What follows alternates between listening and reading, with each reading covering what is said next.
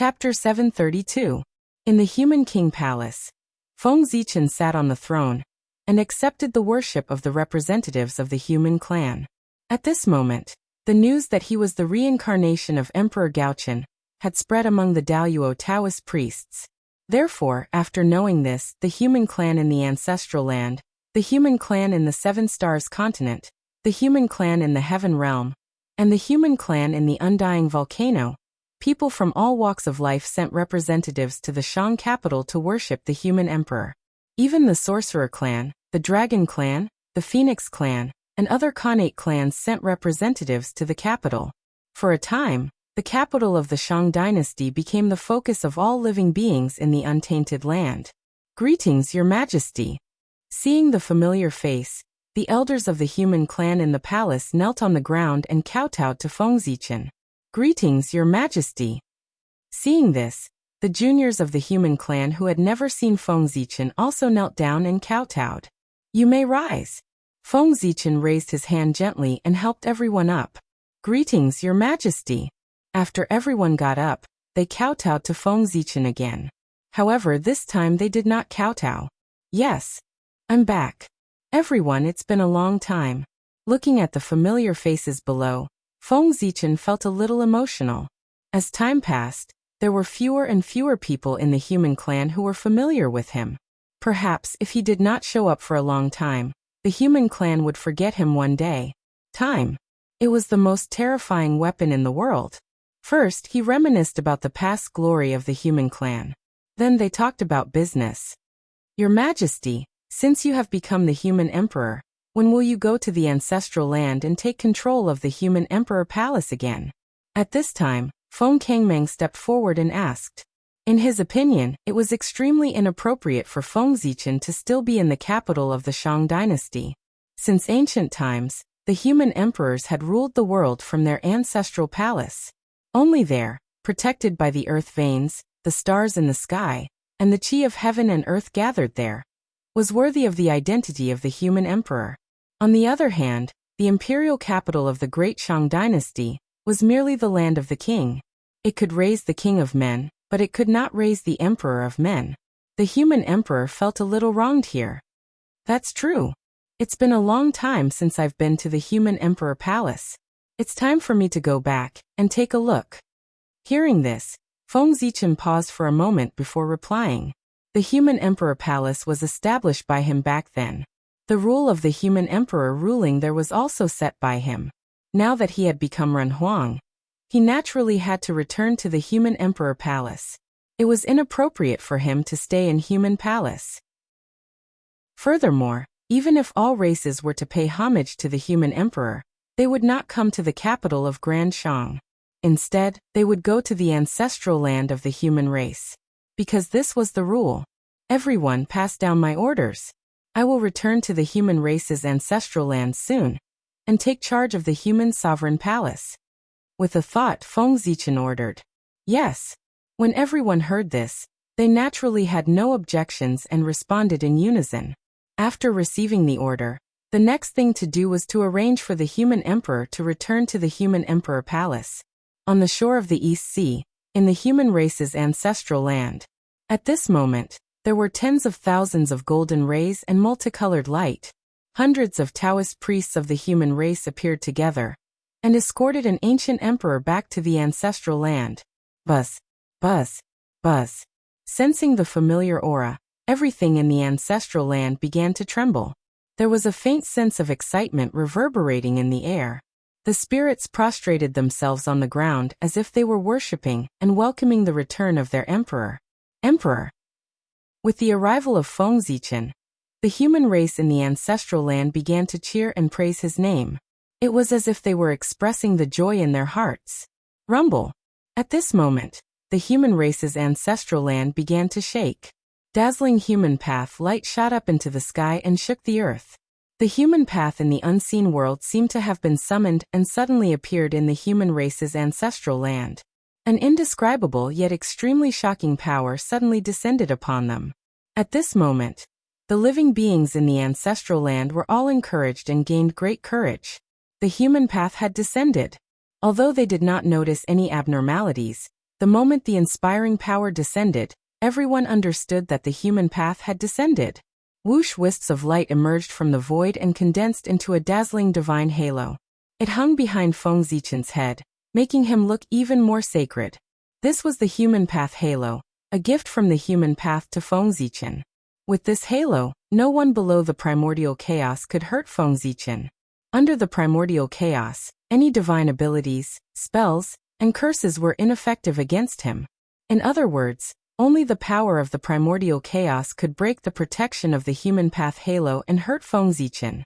With the human path halo, Feng Zichen was in an invincible position. Damn it!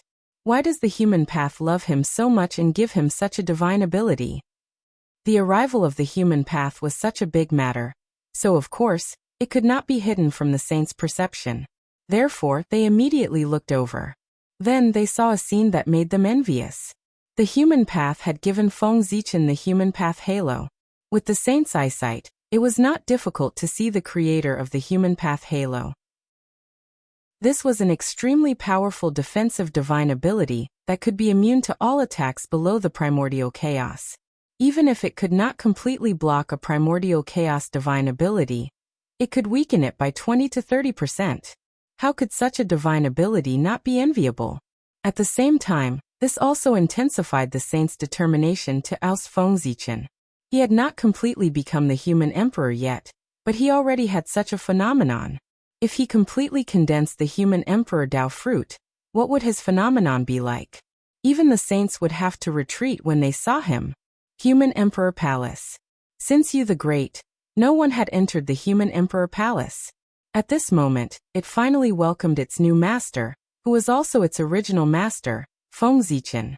On this day, on the first day of the first year of the Zichen Saint Emperor calendar, the human race's Saint Emperor Feng Zichen entered the Human Emperor Palace and began his career of ruling the human race again. It was also on this day that the human race entered a new era. The human emperor was in power. The myriad races that were still in the primordial world hurriedly prepared a big gift. The patriarch personally led the team to the human race's ancestral land to pay respects to the human emperor. As for some of the more ancient Khanate races, after learning that Feng Zichen had returned, their patriarchs rushed back from the heaven realm and personally went to the human race's ancestral land to attend the human emperor ceremony. Even the patriarch was not qualified to come here. This was because the more ancient the race, the more they knew how terrifying Feng Zichen was. He was someone who dared to fight with the Eastern Emperor before he attained the Tao. He had even killed his way to the Western sect alone. The consequences of offending him were probably more serious than offending the saint. On the other hand, some of the younger races did not pay much attention to Feng Zichen because they did not know much about him. They casually sent their clansmen over.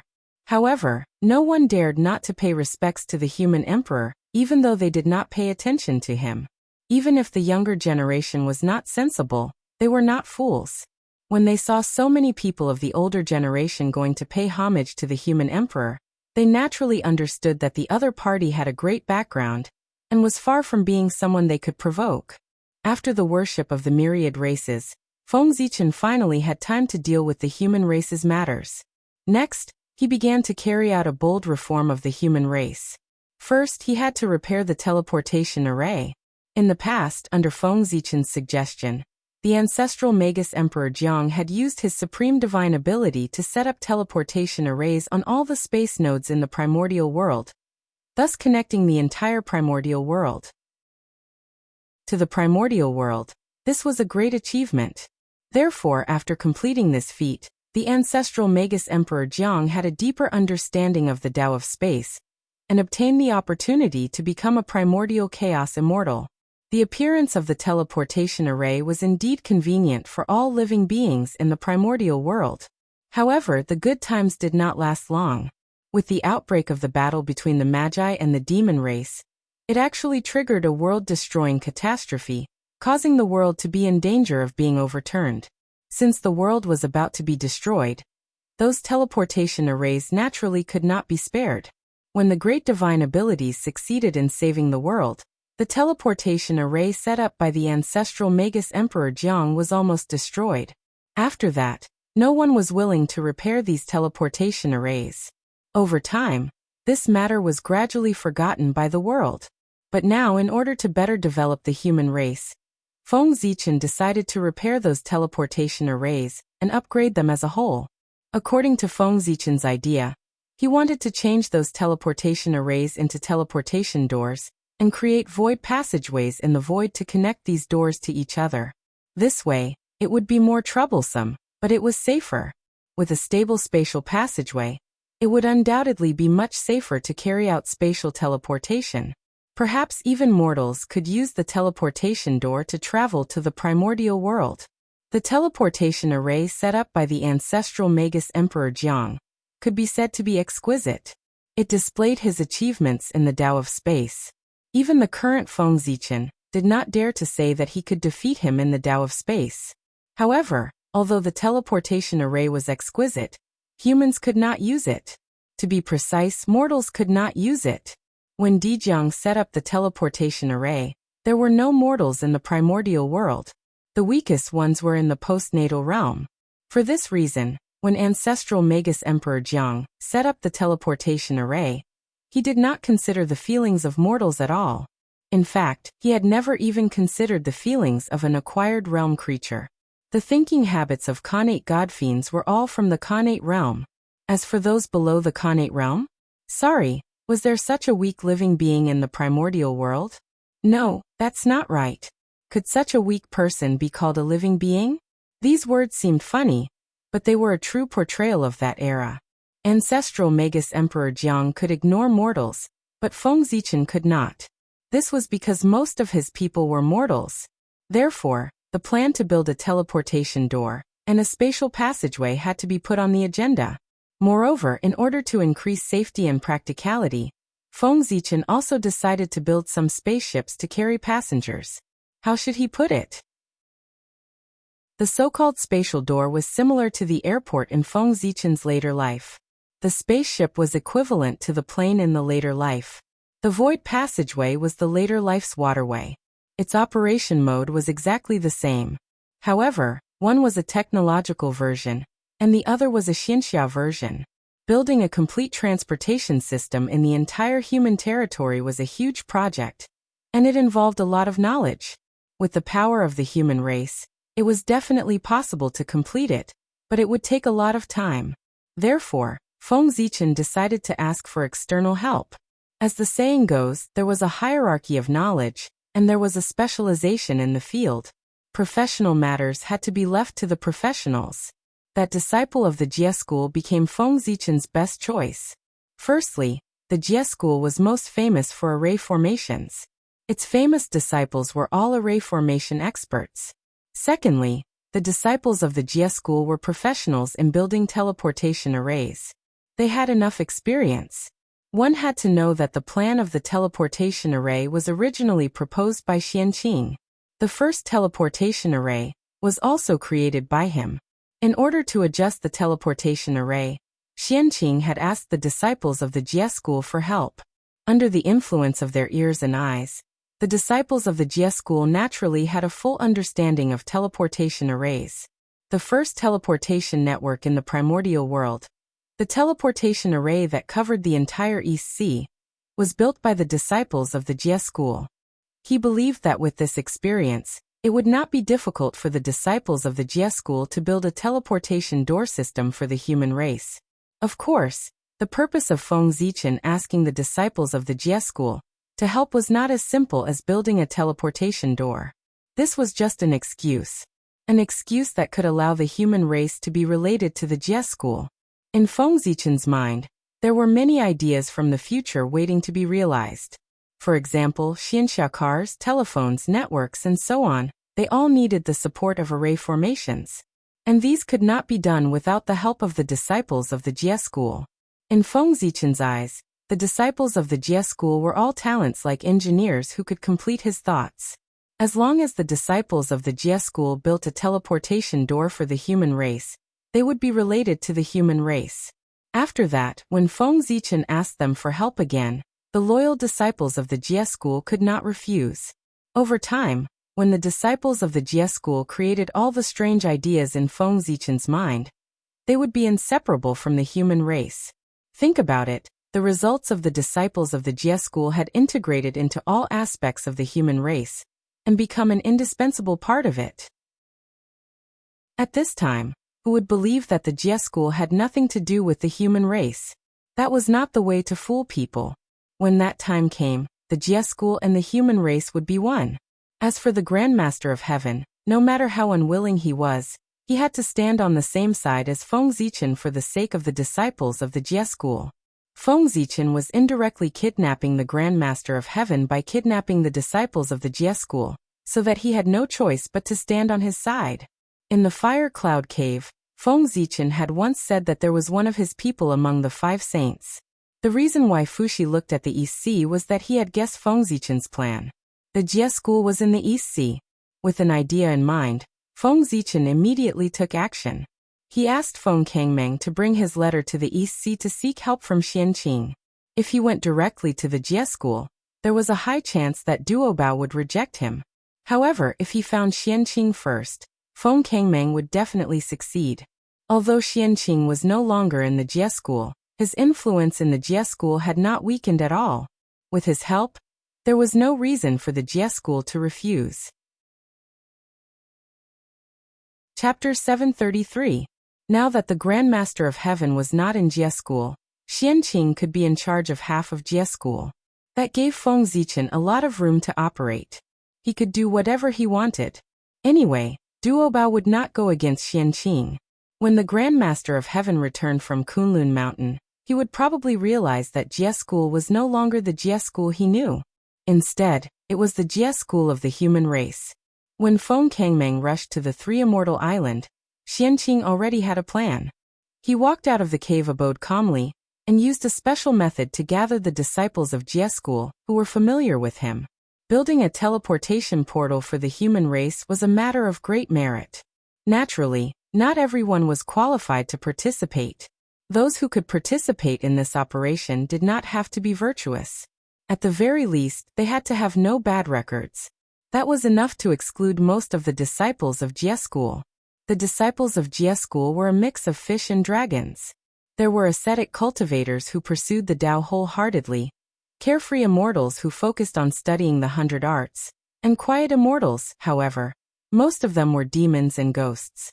It was these demons and ghosts who did not cultivate etiquette, did not respect the rules, and killed without permission. It could be said that they had a lot of bad records. Not only did they cause Jie school to be in a mess, but they also had negative karma. More than 80% of the reason why Jie school had a bad reputation in the primordial world was because of them. All the disciples of Jie school were on the god roll. None of them were innocent. In fact, more than half of them were not qualified to be on the god roll. Those with deep negative karma did not even have the qualifications to be on the list. It was their fate that they could not escape from turning into ashes in the killing tribulation. The great tribulation of heaven and earth was targeted at them. What was the great tribulation of heaven and earth? It was because there was too much karma in the world, too chaotic, and too heavy that the heavenly Tao could not withstand it. Therefore, the heavenly Tao launched a great tribulation, causing the primordial world to change, and the world to collapse to complete the goal of cleaning up all karma. When the great tribulation erupted, the first to be targeted were those with deep negative karma. If they did not die in the tribulation, who would die in the tribulation? They could not let those who had contributed die, right? Those with deep negative karma were people who had committed many evil deeds. It was a worthy death for them to die in the tribulation. It also happened to show the fairness of the heavenly Tao. Usually, the heavenly Tao might not pay attention to you when you committed all kinds of evil. However, once the great calamity erupted, these people would be the primary targets of the heavenly Tao. This was the so-called, good will be rewarded with good, and evil will be repaid with evil. It's not that there's no retribution. It's just that it's not time yet. Therefore, in life, one should not seek to do many good deeds, but one should seek not to do any bad deeds. After receiving Xianqing's message, the disciples of the Jie school who were familiar with him did not dare to be negligent. They put down what they were doing and rushed to Penglai Island. On the other hand, Xianqing wasn't idle either. He was busy preparing the banquet.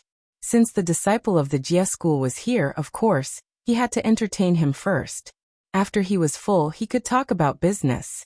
After being in the primordial world for so many years, Xianqing was more or less affected by the pride of the living beings of the primordial world.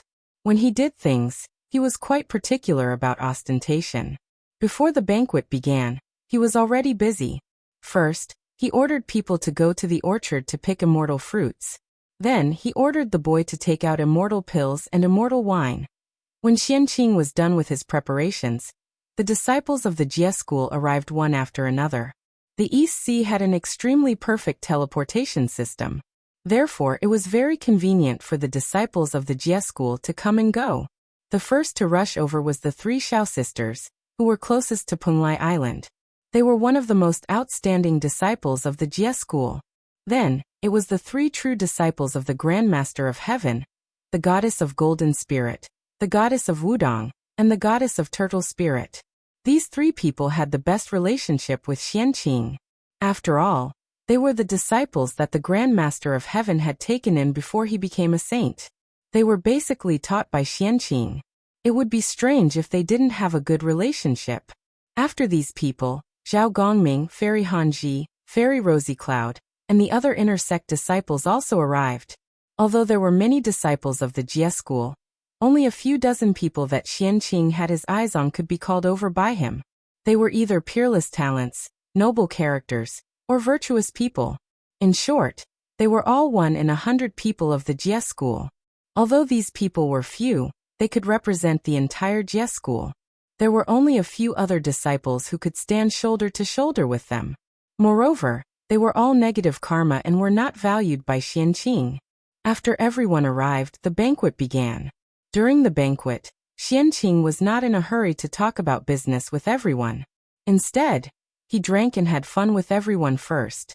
When the atmosphere was about right, Xianqing said, "Junior brothers, now that I have a matter of great merit on hand, I still lack some help. Are you willing to help? Listen, what is the art of speaking? This is it."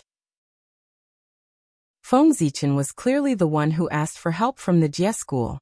However, when it came to Xianqing, it became a matter of great merit that needed their help. How was this a request? It was clearly a gift. It had completely changed from passive to active. What was a matter of great merit?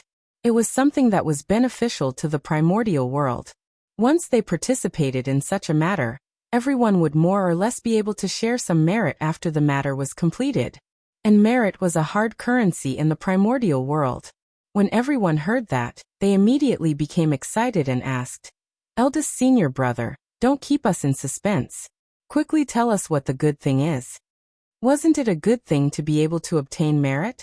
Junior brothers, you all know that senior brother and the human emperor are best friends. A few days ago, when senior brother was chatting with him, I heard him mention unintentionally that he wanted to build a huge teleportation system in the human race. When the poor Wei heard that, she thought that this move could not only promote the development of the human race, but also further strengthen the dignity of the human emperor. Isn't it a matter of great merit?" At this time, the poor Wei thought that the teleportation system of the East Sea was jointly built by you, junior brothers. Since junior brothers can build the teleportation system of the East Sea, it should not be difficult to build a teleportation system for the human race. Therefore, the poor Wei asked for this matter from the human emperor, so that junior brothers can get some merit. What do you think of this matter? After everyone quietened down, Xianqing said slowly. In an instant, the image of a hard-working senior brother, who was always considerate of his junior brothers, was established by Xianqing. Senior brother has been wronged. It's us who have burdened senior brother and made him lose face in front of his good friends. The disciples of the Jie school were touched when they heard that. At this moment, they had already imagined the scene of Xianqing asking the human emperor for this matter. Such a matter of great merit was extremely precious. If it spread, there would definitely be many people fighting to do it. However, for their sake, their eldest senior brother had actually taken this matter from the hands of the human emperor. Needless to say, even if Xianqing had a good relationship with the human emperor, he must have paid a huge price in order to do this. Thinking of this, everyone was even more touched. We will never forget senior brother's kindness. Everyone thanked Xianqing with a big bow. At this moment, they were all immersed in being touched. No one felt that there was anything wrong with helping the human emperor. In fact, there was nothing wrong with it, because that was what the disciples of the Jie school had always done. Under Xianqing's guidance, the disciples of the Jie school often participated in the development of the human race. Or they made some small inventions to promote the development of the human race. Or they entered the imperial court to help the human emperor govern the world. There were really too many such things. The disciples of the Jie school used this method to obtain merit. Over time they got used to it. And it was precisely because they were used to this method of obtaining merit that they did not feel that there was anything wrong with Xianqing's words. It had always been like this. What was wrong with it? Hey, junior brothers, please get up. I'm already very satisfied that you don't blame me for agreeing on your behalf. How can I accept your gratitude? Xianqing said hurriedly as he swept out a breeze to help everyone up. What are you saying, senior brother? After hearing such a matter of great merit, senior brother thought of us immediately and did not hesitate to ask for this matter for us. We can't thank you enough. How can we blame you? Even beasts know kindness. If we blame senior brother because of this, wouldn't we be worse than beasts? Yin Xiao hurriedly stepped forward and said agitatedly after hearing Xianqing's words. Yes, yes. Fellow Taoist Yin Xiao is right. If poor Wei and the rest blame senior brother because of this, wouldn't they be worse than beasts? Behind Yin Xiao, the disciples of the Jie school also chimed in. Haha, junior sister, don't be agitated. It's good that you don't blame me. Xianqing hurriedly comforted everyone when he saw how agitated they were. After a while, when everyone quietened down, Xianqing continued. Since all of you have no objections, I'll call the messenger of the human race over, and ask him to bring you to the ancestral land of the human race to discuss this matter with the human emperor. As he spoke, Xianqing looked at everyone and waited for their reply. We'll do as senior brother says. Everyone nodded and replied. No one would refuse anything that had to do with merit, not to mention building a teleportation system for the human race. They had no reason to reject at all. After the ancient times, merit had become more and more difficult to obtain. All right. Xianqing nodded and instructed the boy to call Feng Kangmeng over to get to know everyone. Greetings, fellow Taoists. In the hall, Feng Kangmeng greeted them in a manner that was neither servile nor overbearing. Greetings, fellow Taoist. Seeing this, the disciples of the Jie school greeted him one by one.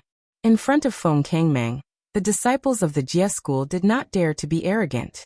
Although they were disciples of the sages, the other party was the Daoyuo Taoist priests, who was far more powerful than them. If not for their status as disciples of the sages, they would not even have the right to speak to someone like Feng Kangmeng, let alone treat him as an equal. At this point, one had to say that those Khanate divine demons were really unlucky to have become disciples of the sages. Not only did they not reap much benefits, but they also delayed their cultivation. They were almost crippled. After getting to know each other, Xianqing asked Feng Kangmeng to lead the disciples to the ancestral land of the human race, to discuss the details of building a teleportation system. Junior brother, since you're here, why don't you show yourself? Could it be that senior brother needs to personally invite you out? Not long after the crowd left, Xianqing suddenly shouted to the empty hall. Then the space in the center of the hall began to twist and distort. An otherworldly figure gradually materialized from the void and materialized. Greetings, senior brother. After the Taoist appeared, he bowed respectfully to Xianqing. From what the Taoist said, the person who came was Duobao, the only Daoyuo Taoist priests of the Jie school. This time, although Xianqing invited all his junior brothers to come here for a discussion, Duobao was not among them. Duobao was already the Daoyuo Taoist priests, and the merit was not very useful to him. Moreover, he was not as gullible as the other disciples. Therefore, Xianqing did not invite him this time. Unexpectedly, although Xianqing did not invite Duobao, Duobao came uninvited. Xianqing invited so many people to the gathering. As the eldest disciple of the Jie school and the acting sect master, if Duobao did not notice, he would be neglecting his duty. Junior brother, what are you doing sneaking here? Xianqing waved his hand and asked Duobao to find a seat to sit down. It's not what I'm doing, but what are you doing, senior brother? Duobao did not sit down. He just stood there and asked Xianqing in confusion. Oh, junior brother, what do you mean? Xianqing had a headache facing Duobao's question. He pretended to be puzzled and asked. Senior brother, you understand. You know that the human emperor is not on good terms with master and uncle masters. They are hostile to each other, but you still want to let junior brothers get involved in the affairs of the human race. What are you trying to do? Do you still have master and uncle masters in your eyes? Duobao asked loudly when he saw Xianqing pretending to be stupid. What does the poor way want to do? Of course, it's to save the lives of junior brothers. Xianqing was unhappy with Duobao's behavior, but he still suppressed his anger and explained to him. Save lives? Duobao was puzzled when he heard that. The immortal god-killing tribulation has descended. Other than the two of us, all the disciples of Jie school are in danger of dying. For this, I asked my junior brothers and sisters to go to the human race to seek merit, so that they can have a chance of survival in the killing tribulation. Is there anything wrong with that? Although Xianqing had the intention of using his junior brothers, his starting point was indeed for their own good. After all, having merit or not was completely different in the killing tribulation. Those with merit could turn misfortune into luck and misfortune into luck. They could survive the killing tribulation without any danger. Those without merit could only rely on fate. But how are you going to explain to Master? Now Master and Uncle Masters are thinking of ways to stop the human emperor from taking another step forward. But senior brother, not only are you not helping, but you are also helping the human emperor to strengthen his rule over the human race. If senior brother is like this, what should Master do? After hesitating for a while, Duobao still said. Xianqing's actions were indeed helping those disciples, but at the same time, he also made it difficult for the Grand Master of Heaven. P.S. Don't panic. There's still one more update. I'll write it even if I don't sleep. I'm a little excited today. I can't write well. Chapter 734. It was obvious that the elders of the sect were racking their brains to plot against the human emperor. However, as a junior, Xianqing was actually helping the enemy. He kept pulling them back and creating difficulties for their plan.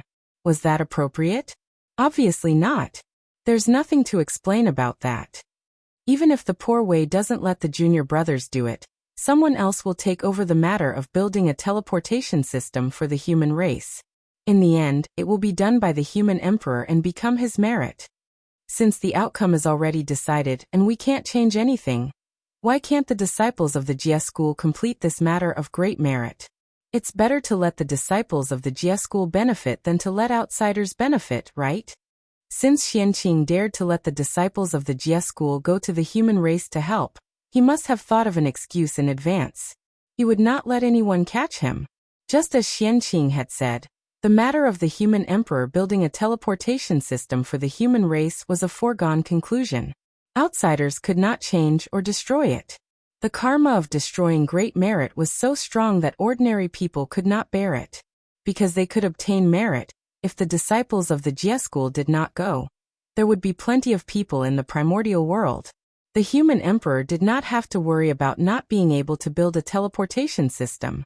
If the disciples of the Jie school did not go, it would not affect the human emperor's plan. Instead, it would cause them to miss out on merit. Since that was the case, why should the disciples of the Jie school go? If they went, they would only make the Grand Master of Heaven feel uncomfortable, but they would be able to benefit these disciples. However, if they did not go, these disciples would not be able to get anything. So, I already know senior brother's intentions, but it's not easy to explain to Master. Duobao sighed and said helplessly. Since he had already said so much, he had nothing to say. What could he do? Continue to blame Xianqing? It didn't make sense. Xianqing's words were already very clear. What he did just now was completely selfless. He was thinking for his junior brothers and sisters. It was really impossible to blame him. Junior brother, don't worry. If Master blames me, I will bear it alone. I won't implicate those junior brothers and sisters. Compared to the safety of those junior brothers and sisters, so what if the poor way is punished by master? Either way, the poor way won't die. However, if those junior brothers and sisters die in the tribulation, they will truly die. Seeing how worried Duobao was, Xianqing comforted him instead. He was not afraid of being punished by the sect leader of Tongtian. If the sect leader of Tongtian punished him because of this, wouldn't his disciples' heart turn cold? Therefore, even if the sect leader of Tongtian came back, there was a high chance that he would not punish him. In fact, he would even praise him. How could a master have the heart to punish a senior martial brother, who loved his junior martial brother so much? One had to know that this was the primordial world, not the future. The status of a direct disciple was not inferior to that of a biological son. In fact, it was even slightly higher. The relationship between orthodoxies was much more stable than the relationship between bloodlines. Senior brother Yu. Hearing this, Duobao was completely moved. He felt a strong sense of guilt in his heart. His senior martial brother had done so much for his junior martial brothers and sisters, but he still suspected that his senior martial brother's true purpose was to help his good friend, the emperor, attain the Tao. How despicable was that? When he thought of how well Xianqing treated him, the guilt in Duobao's heart grew even stronger. He bowed deeply to Xianqing and said sincerely, Duobao is here to thank senior martial brother on behalf of my junior martial brothers and sisters. If master wants to punish senior martial brother after he returns, I will plead for senior martial brother even if I have to risk my life. Duobao's bow could be said to be a display of his true feelings. His words came from the bottom of his heart. He was really moved by Xianqing's actions. Junior martial brother, please get up. There's no need for this between you and me, Xianqing said emotionally as he stepped forward to help Duobao up. At this moment, not to mention Duobao, even he was moved by himself. As the eldest senior martial brother of the celestial sect of wonders, he was really too perfect. It could be said that he was worried about the future of his junior martial brothers and sisters. There was no other person like him in the entire primordial world. How could one not be moved by such a scene? That's not right. At this moment, Xianqing suddenly realized that as the eldest senior martial brother of the celestial sect of wonders, he was not perfect enough. Since he was the eldest senior martial brother of the celestial sect of wonders, he definitely could not only care about Jie school. Chan school should also help him a little. Only then could he match his character. Therefore, he had to help the disciples of Chan school. Otherwise, it would inevitably make the heavenly lord of primordial beginning unhappy. Thinking of this, Xianqing suddenly said to Duobao, who was beside him, Junior martial brother, is there anything else? If there's nothing else, why don't you follow me to meet the junior martial brothers of Chan school? Hearing that, Duobao could not help but frown. Unlike Xianqing, as the eldest disciple of Jie school, his relationship with the disciples of Chan school was not very good. Senior martial brother, why are you meeting them? One or two of them. They're not big, but they're quite arrogant. They didn't learn anything about second uncle master's ability, but they learned his temper completely. They look down on this and that all day long. They're very arrogant. In the end, senior martial brother, look. Didn't they provoke someone they can't afford to offend? Not only were they tortured to death, but they also triggered the immortal god-killing tribulation, and implicated all the disciples of the heaven immortal Tao. Why are you meeting such people? You're making yourself angry for nothing. Speaking of the disciples of Chan school, Duobao was full of anger and complained to Xianqing. Junior martial brother, calm down. No matter how many mistakes they have, they're still our junior martial brothers. We can't treat them as enemies. As for why senior martial brother wants to see them, it's naturally to save them. The immortal god-killing tribulation has descended. The disciples of Jie school are not the only ones who have entered the tribulation. There's also the disciple of Chan school. Poor Wei, as a senior martial brother, since he has already arranged a way out for Jie school, he can't be biased. He has to make plans for the disciples of Chan school. Shaking his head, Xianqing said, What? Senior martial brother wants to plan for the disciples of Chan school? As soon as Xianqing finished speaking, Duo Bao exclaimed in disbelief. Even his tone changed as if he had been greatly shocked. That's right. Xianqing nodded and said affirmatively. Then he used his divine ability and summoned the disciples of Chan school to see him. As the eldest senior martial brother of the Xian sect, Xianqing naturally had the means to contact all the disciples of the Xian sect. That was the privilege given to him by the Tao ancestor. This, Duo Bao frowned and was about to say something, but before he could speak, Xianqing glared at him fiercely. Seeing this, even if Duo Bao was dissatisfied, he did not dare to say anything. In just a few days, the disciples of Chan school came together and rushed to Penglai Immortal Island. Xianqing personally went out of the island to welcome them. When Duo Bao saw that, he naturally followed closely behind. However, as soon as they saw the people of Chan school, Xianqing and Duo Bao frowned. There was no other reason. The disciples of Chan school were not all here. 2 of them were not here. One of the 12 golden immortals of Chan school was missing. The great Taoist Master Numinous Treasure did not come. The unnamed disciples of the Heavenly Lord of Primordial Beginning were also missing one person. The old man of the South Pole did not come. Seeing this, the faces of the 2 people who had rushed over excitedly darkened. If not for Xianqing holding him back, Duo Bao would have scolded him. Greetings, eldest senior brother. Greetings, senior brother Duo Bao. The disciples of Chan school were also a little embarrassed. After greeting the 2 of them, they did not say anything else. Why aren't the great Taoist Master Ling Bao and the old man of the South Pole here? Xianqing asked Guang Qingzi with a dark face. He was angry, but he did not even call him junior martial brother. He directly called him by his name. This, eldest senior martial brother. The 2 junior martial brothers are seriously injured and can't go far. Please forgive us. Guang Qingzi was still thinking about his junior martial brother, so he spoke up for them. However, before he could finish, he was stared at by Xianqing's cold gaze and could not continue. In the poor way's opinion, they just don't want to come. They don't take senior martial brother seriously at all. What serious injuries? How can they be injured on Mount Kunlun? At the side, Duo Bao shouted with a displeased expression. Hearing that, Xianqing's gaze became even colder, causing Guang Qingzi to break out in cold sweat. Guang Qingzi, tell me the truth. Why didn't they come? Don't lie to me. You should know what I'm capable of.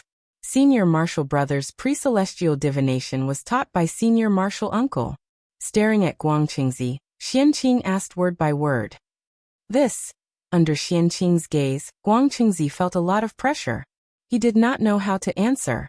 He could not tell the truth. The great Taoist Master Numinous Treasure had always hated Xianqing, because he was punished by the Heavenly Lord of Primordial Beginning back then.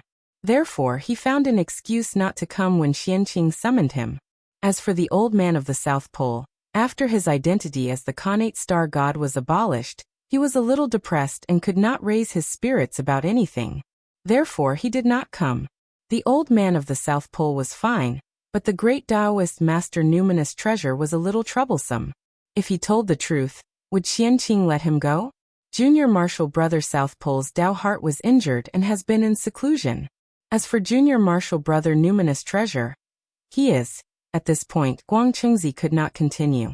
However, even if he did not say it, Xianqing had calculated the reason why the great Taoist Master Numinous Treasure did not come. Humph. What a great Taoist Master Numinous Treasure. Poor Wei did not care about his disrespect to me. Instead, he hated Poor Wei. Such a narrow-minded person will have to go to the investiture of the gods. Furious, Xianqing wanted to kill him and send the great Taoist Master Numinous Treasure to the investiture of the gods. After all, he was the former celestial emperor. The moment Xianqing killed him, the heavenly Tao sensed it. One could see that the name of the great Taoist Master Numinous Treasure faintly appeared on the investiture of the gods. Xianqing's words determined the fate of the great Taoist Master Numinous Treasure. However, it was true that no one knew about this because Feng Zichen, Hao Tian, and Lei Zhe had joined forces to set up layers of seals on the Godrank roll, and it completely eliminated the possibility of others spying on it. Even the saints could not. After that, Xianqing flicked his sleeves and returned to the main hall. Although everyone was shocked, they only thought that Xianqing said it out of anger, and did not take it to heart. Seeing Xianqing leave, they immediately followed. The human emperor needs a group of blacksmiths to refine a large number of spaceships for him to carry mortals to travel in the void passage. This is also a matter of merit. If it is done, you can share some merit to protect yourself in the killing tribulation. In that case, are you willing to go?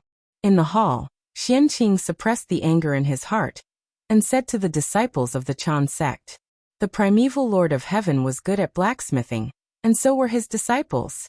All of them were blacksmithing masters, especially Yin Zhongzi. If it were not for Feng Zichen, the title of the #1 forger in the primordial world would have fallen on his head."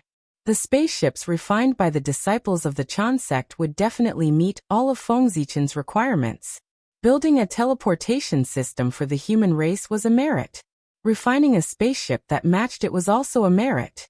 And this was the merit that Xianqing prepared for the disciples of the Chan sect. It was the most appropriate thing to leave the task of refining the spaceship to the disciples of the Chan sect. It just so happened that it could complement the disciples of the Jie sect. The two sects each had their own duties. The Jie sect specialized in setting up teleportation arrays, and the disciples of the Chan sect specialized in refining spaceships. They did not interfere with each other, and they could obtain merit. In this way, Xianqing also seemed to be impartial. It could be said that it was the best of both worlds. To be honest, Xianqing's plan was really perfect. If he really succeeded, not only would he help Feng Zichen solve the problem, but also the three pure ones would not be able to find fault with him. Because what Xianqing did was for the future of the disciples of the two sections. It really made the three pure ones unable to find a place to vent their anger. As the senior brother, he cherished his junior brother so much. It's fine if you don't reward him, but you still want to punish him. What kind of logic is that? This. After Xianqing finished speaking, the disciples of the Chan sect could not help but hesitate. It would be a lie to say that they were not tempted. After all, merit was the biggest life-saving talisman for them now. But if they accepted it, it would be difficult to explain to their master. You don't have to worry about second uncle master's attitude.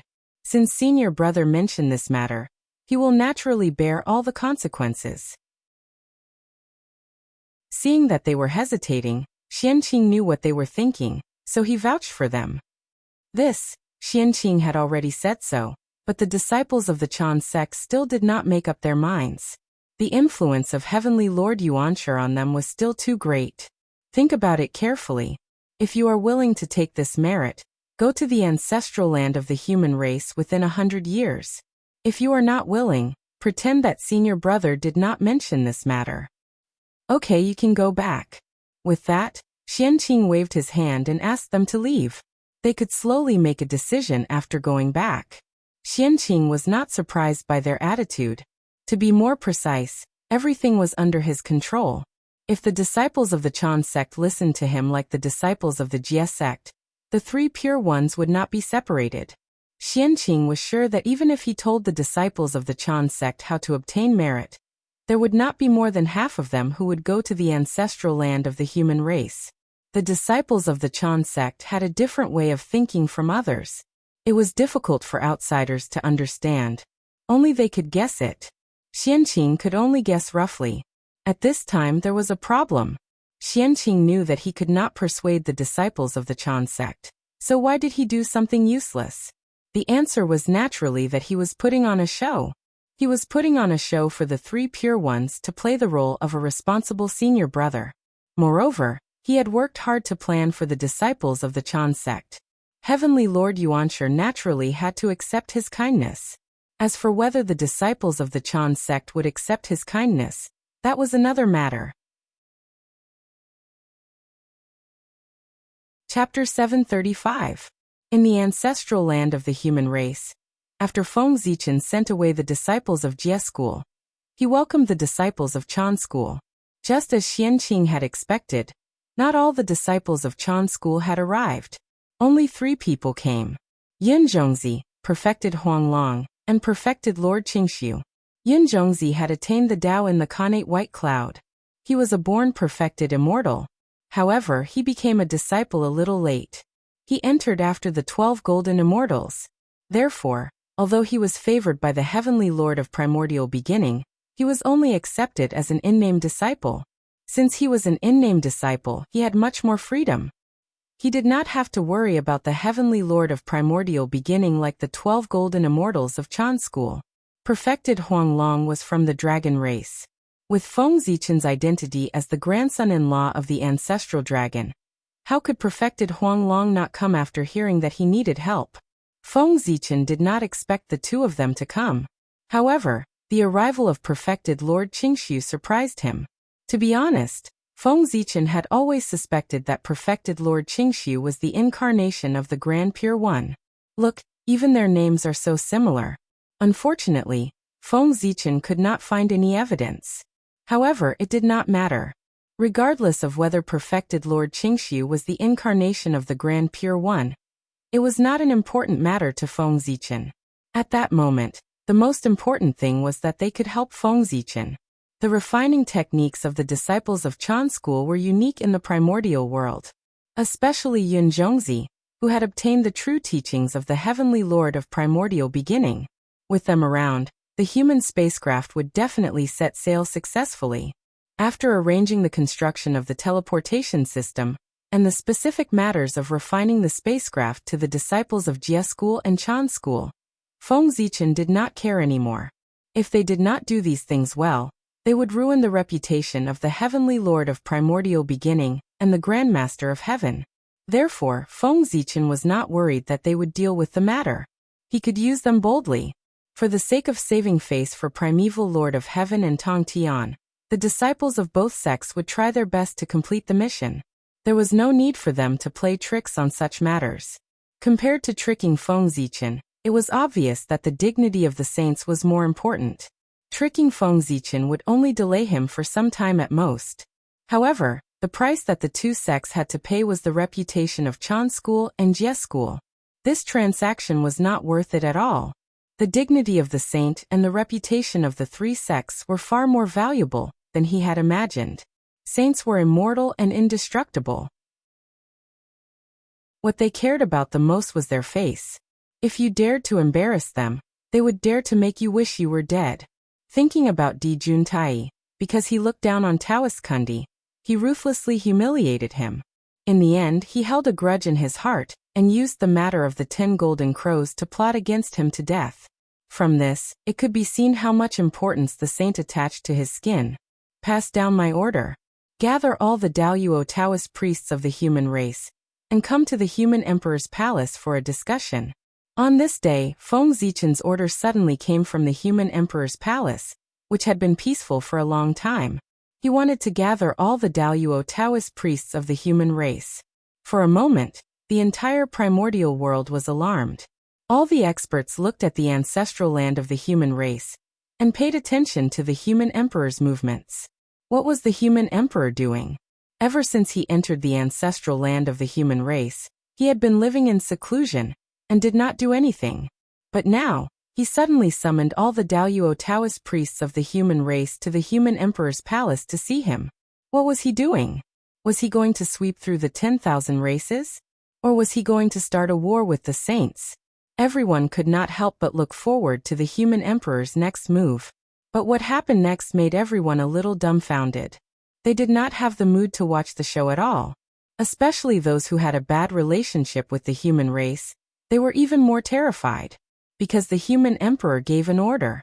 Everywhere in the primordial world, whether it was the heaven realm, the netherworld realm, or the human realm, there were boundless winds and clouds rolling. The great Tao rumbled and swept through the entire sky. That was the strange phenomenon of the Daoyuo Taoist priests traveling. One could see the Gochun imperial palace of the heavenly court, the land of extreme negative energy of the Yin court, the 7 stars prefecture of the East Sea, the 4 extremes, and the various famous mountains and rivers in the primordial world.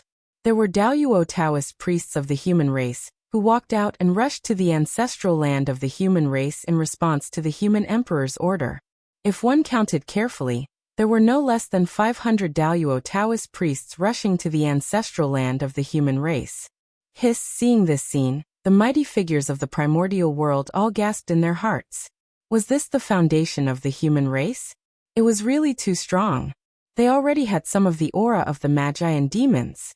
They were worthy of being called the main characters of the world. Even the saints were shocked when they saw this scene. They had underestimated the human race. They had actually accumulated such a powerful strength silently. 500 Daluo Taoist priests. This power could really sweep through the entire primordial world. Regardless of whether it was the Jie school, which was known as the #1 sect in the primordial world, or the Western sect, which occupied the Western land, they could not compete with it. With the 4 sects combined, not to mention 500 Daluo Taoist priests, they might not even be able to gather 500 Daluo Jingxian. The gap between them was obvious at a glance. The gap between heaven and earth was nothing more than that. On this day, the 500 Khanate Taoist priests of the human race entered the ancestral land together, shocking the entire primordial world. This should be the first time the human race showed their sharpness to the primordial world. The effect was very pleasant. The tens of thousands of races were frightened, the great divine abilities changed expressions, and the saints frowned. They were all afraid of the power of the human race. At this moment, everyone understood that the human race was not a role that could be controlled by them. If they wanted to move the human race, they had to consider whether they had the ability to resist the joint attack of 500 Khanate Taoist priests. What is the human emperor doing? Why did he gather so many Daluo Taoist priests? Is he going to fight to the death with the saints? At this moment, the people who were watching the show finally panicked. The combined power of the ancestral land of the human race was enough to destroy the primordial world. If they fought with the saints again, it would be another decisive battle between the liches and demons. At that time, the primordial world would be destroyed. All the living beings in the world would not be able to stay out of it. They would all be affected. Bad things did not happen to them. Of course, they were willing to watch the show. However, once bad things happened to them, they would be more flustered than anyone else. They were so terrified that most of them looked at the ancestral land of the human race, waiting for the next step of the human emperor's plan. If the human emperor really wanted to fight with the saints, they would have to make plans early. The best choice was to seek refuge with a powerful person. Under the great tribulation of heaven and earth, even the Daluo Taoist priests were in danger of dying. Only the powerful people could protect themselves. Everyone was looking forward to the next step of Feng Zichen's plan. However, they did not expect that after he called the Daluo Taoist priests to the ancestral land of the human race, there was no movement. The ancestral land of the human race fell into silence. However, the more it was like this, the more flustered everyone was. Calm was often a sign of the coming storm. The calmer it was now, the more terrifying the storm that would come later would be. The human emperor must be doing something big. Everyone thought so. Just as everyone was worried and afraid, in another part of the primordial world, in the Jade Palace of Kunlun Mountain, a conversation about the human race was going on. 500 Daluo Taoist priests. The early stage of the demon race is just like this. The human race has hidden so well. If they were not exposed at this time, even the poor way would not know that there are 500 Daluo Taoist priests in the human race. After taking a deep look in the direction of the ancestral land of the human race, the heavenly lord of the origin still said in disbelief. 500 Daluo Taoist priests was really beyond his expectations. The number of Taoist priests in the human race is indeed beyond expectations.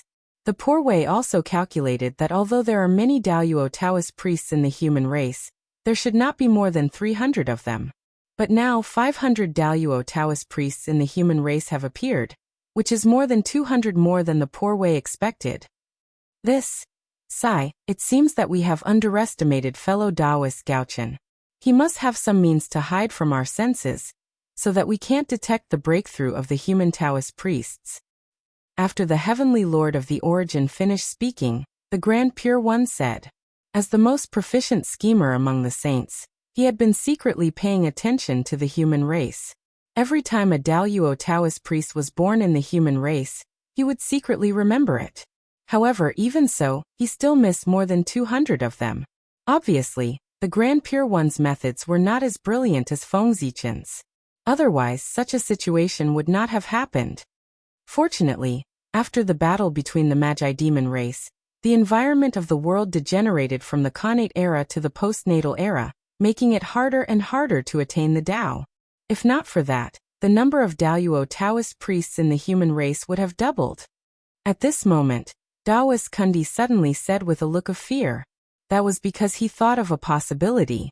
The environment of the world was already so bad, but the human race could still give birth to so many Daoyuo Taoist priests.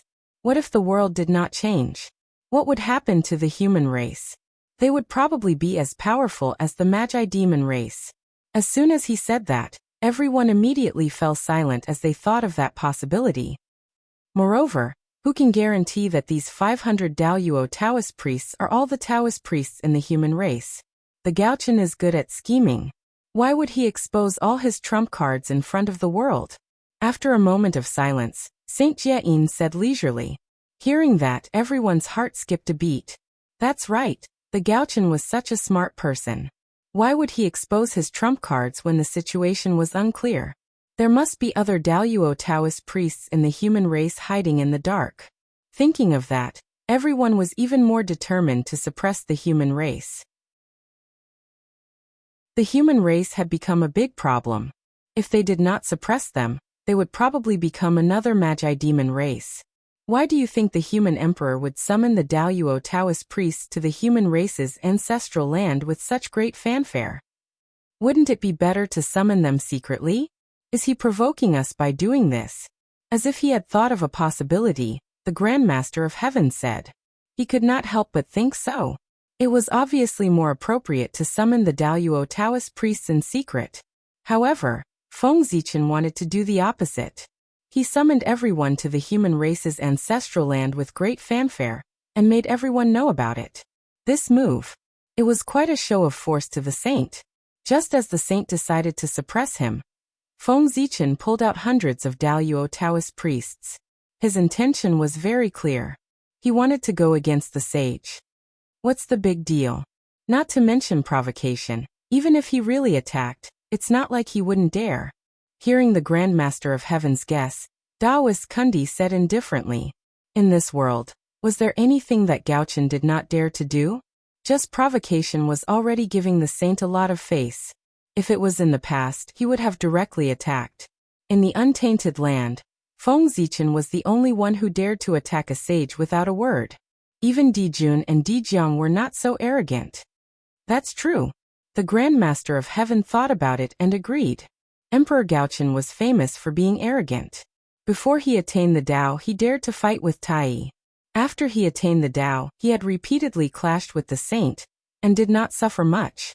It could even be said that he had taken advantage of him. Rumble.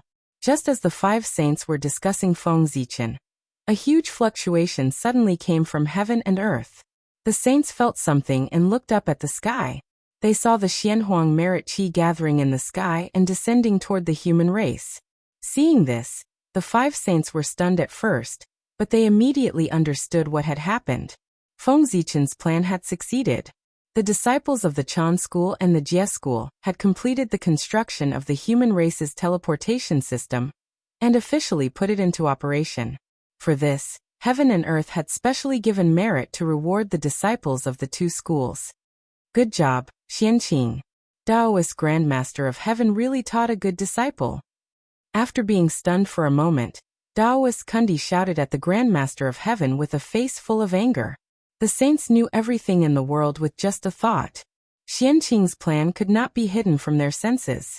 Of course, this also had something to do with Xianqing not hiding it at all. Xianqing thought that he had done this matter openly, and with a clear conscience. Since that was the case, why did he hide it? There was nothing that could not be told. Cough cough. Taoist Kundi is right.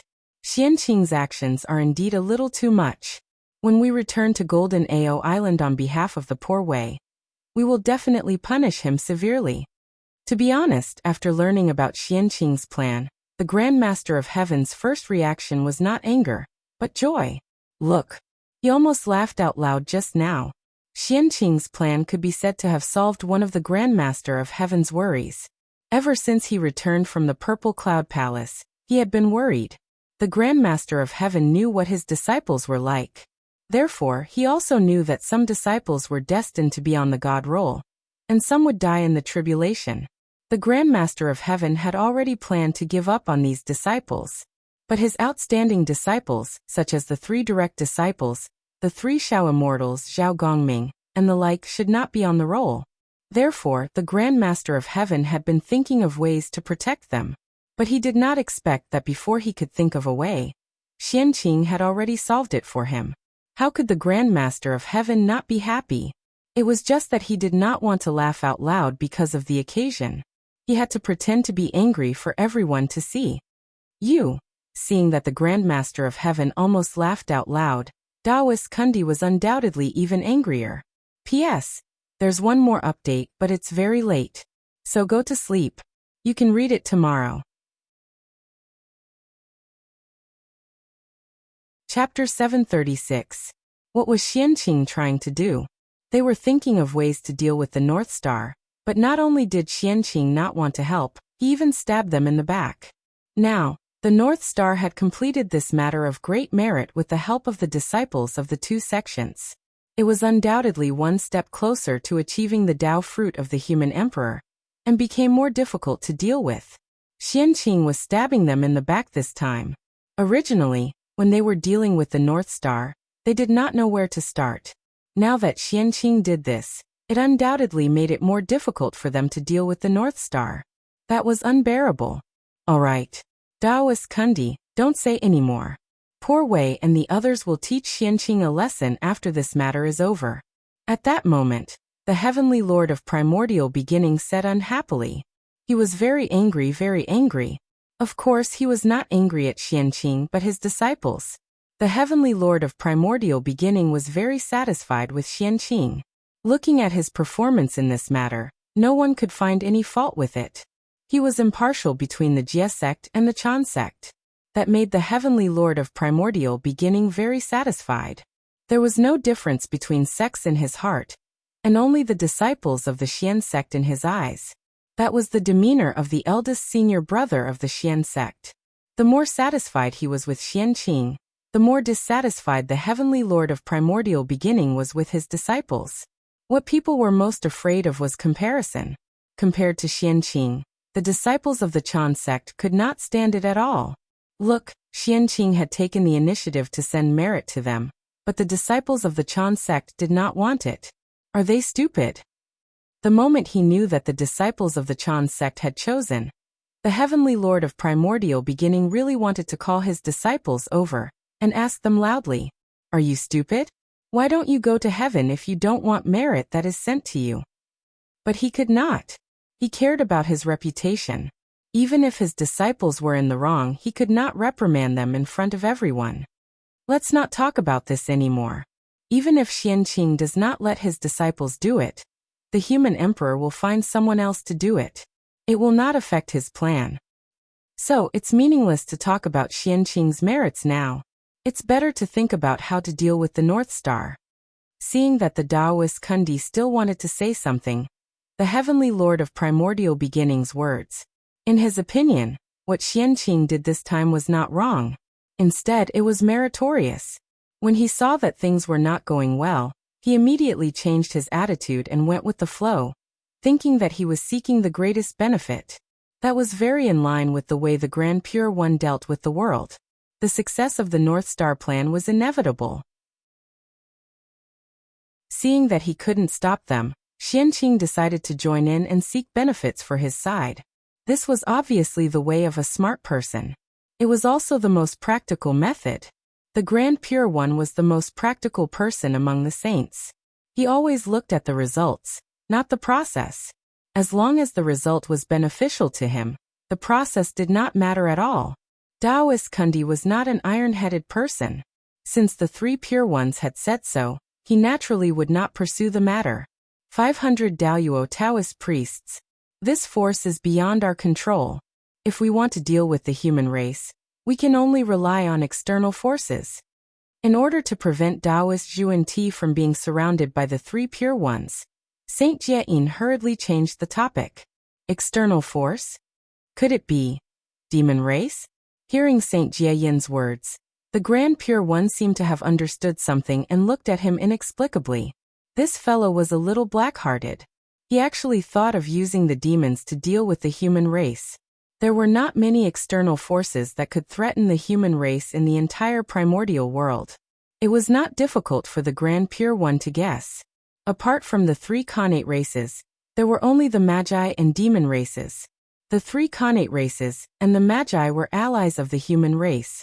They would definitely not attack the human race. That left only the Yao race. Speaking of the demons, the North Sea demons and the 10 demon gods of the ancient heavenly courts could produce about 100 Daoyuo Taoist priests. This force was indeed very suitable to restrain the human race. The Grand Master of Heaven and the Heavenly Lord of Primordial Beginning could naturally think of what the Grand Pure One could think of.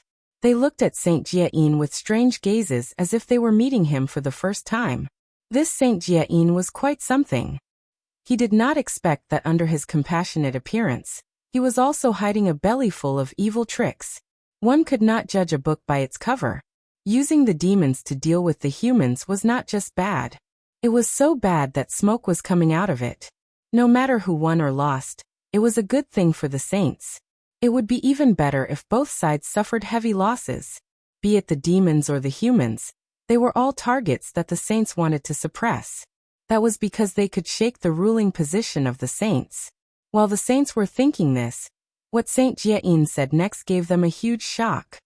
Yes and no. Saint Jieyin shook his head and said, "The demons that the poor Wei mentioned are the demon gods that have fallen into a long slumber." What? Fellow Taoist Jieyin, are you crazy? You actually want to revive those demon gods that have long fallen? Hearing that, everyone could not help but stand up in shock. The ancient demons were much stronger than the current humans. If they were revived, they could fight against the humans. However, if they were not careful, perhaps they would not only deal with the humans, but also them. The ancient demon clan was so powerful that even the saints had to retreat. It was not something that the current human clan could compare with. Although the current humans were strong, they were only valued by the saints and did not make them have the thought of retreating. However, the ancient demons could. From the attitude of the saints, it could be seen that there was still a big gap between the humans and the ancient demons. Only by making the saints fear the humans could the humans be on par with the ancient demons, and then surpass them. Fellow Taoists, don't be agitated. The poor Wei is just saying. She doesn't really intend to put it into action. This is the last resort. Unless it's a last resort, it must not be used. Seeing that everyone was so agitated, Saint Jieyin hurriedly explained, "It's good that you know the severity of the matter." Hearing that, everyone heaved a sigh of relief and sat down again. It was no wonder that they were so nervous. The ancient demons had touched on the taboo in the hearts of the saints, Dijun and Tai. A revived ancient demon god was not terrifying, nor was it worthy of the saints' fear. Even if all the fallen ancient demon gods were revived, it would be the same. The strength of the saints was not something that mere ancient demon gods could shake. What really made the saints fear were the 2 people that they could not forget, Dijun and Tai. No, to be more precise, it should be Tai, the existence that had once been invincible in the primordial world. Tai's strength was recognized by the primordial world. Even the 3 pure ones had been defeated by him in a one-on-one battle. His strength could not be measured by common sense. He was not a saint, but he was better than one. It was because they were afraid of Tai that the saints were unwilling to revive the ancient demon gods. If the ancient demon gods were to revive, the first thing they would do would not be to attack the human race or the witch race. Instead, they would think of a way to revive Tai and Dijun. Therefore, the saints would never allow the ancient demon gods to revive. In fact, not to mention the fallen ancient demon gods, even the 10 great demon gods who were still alive were under constant surveillance by the sages. Their purpose was naturally to prevent these demon gods from secretly reviving Dijun and Tai.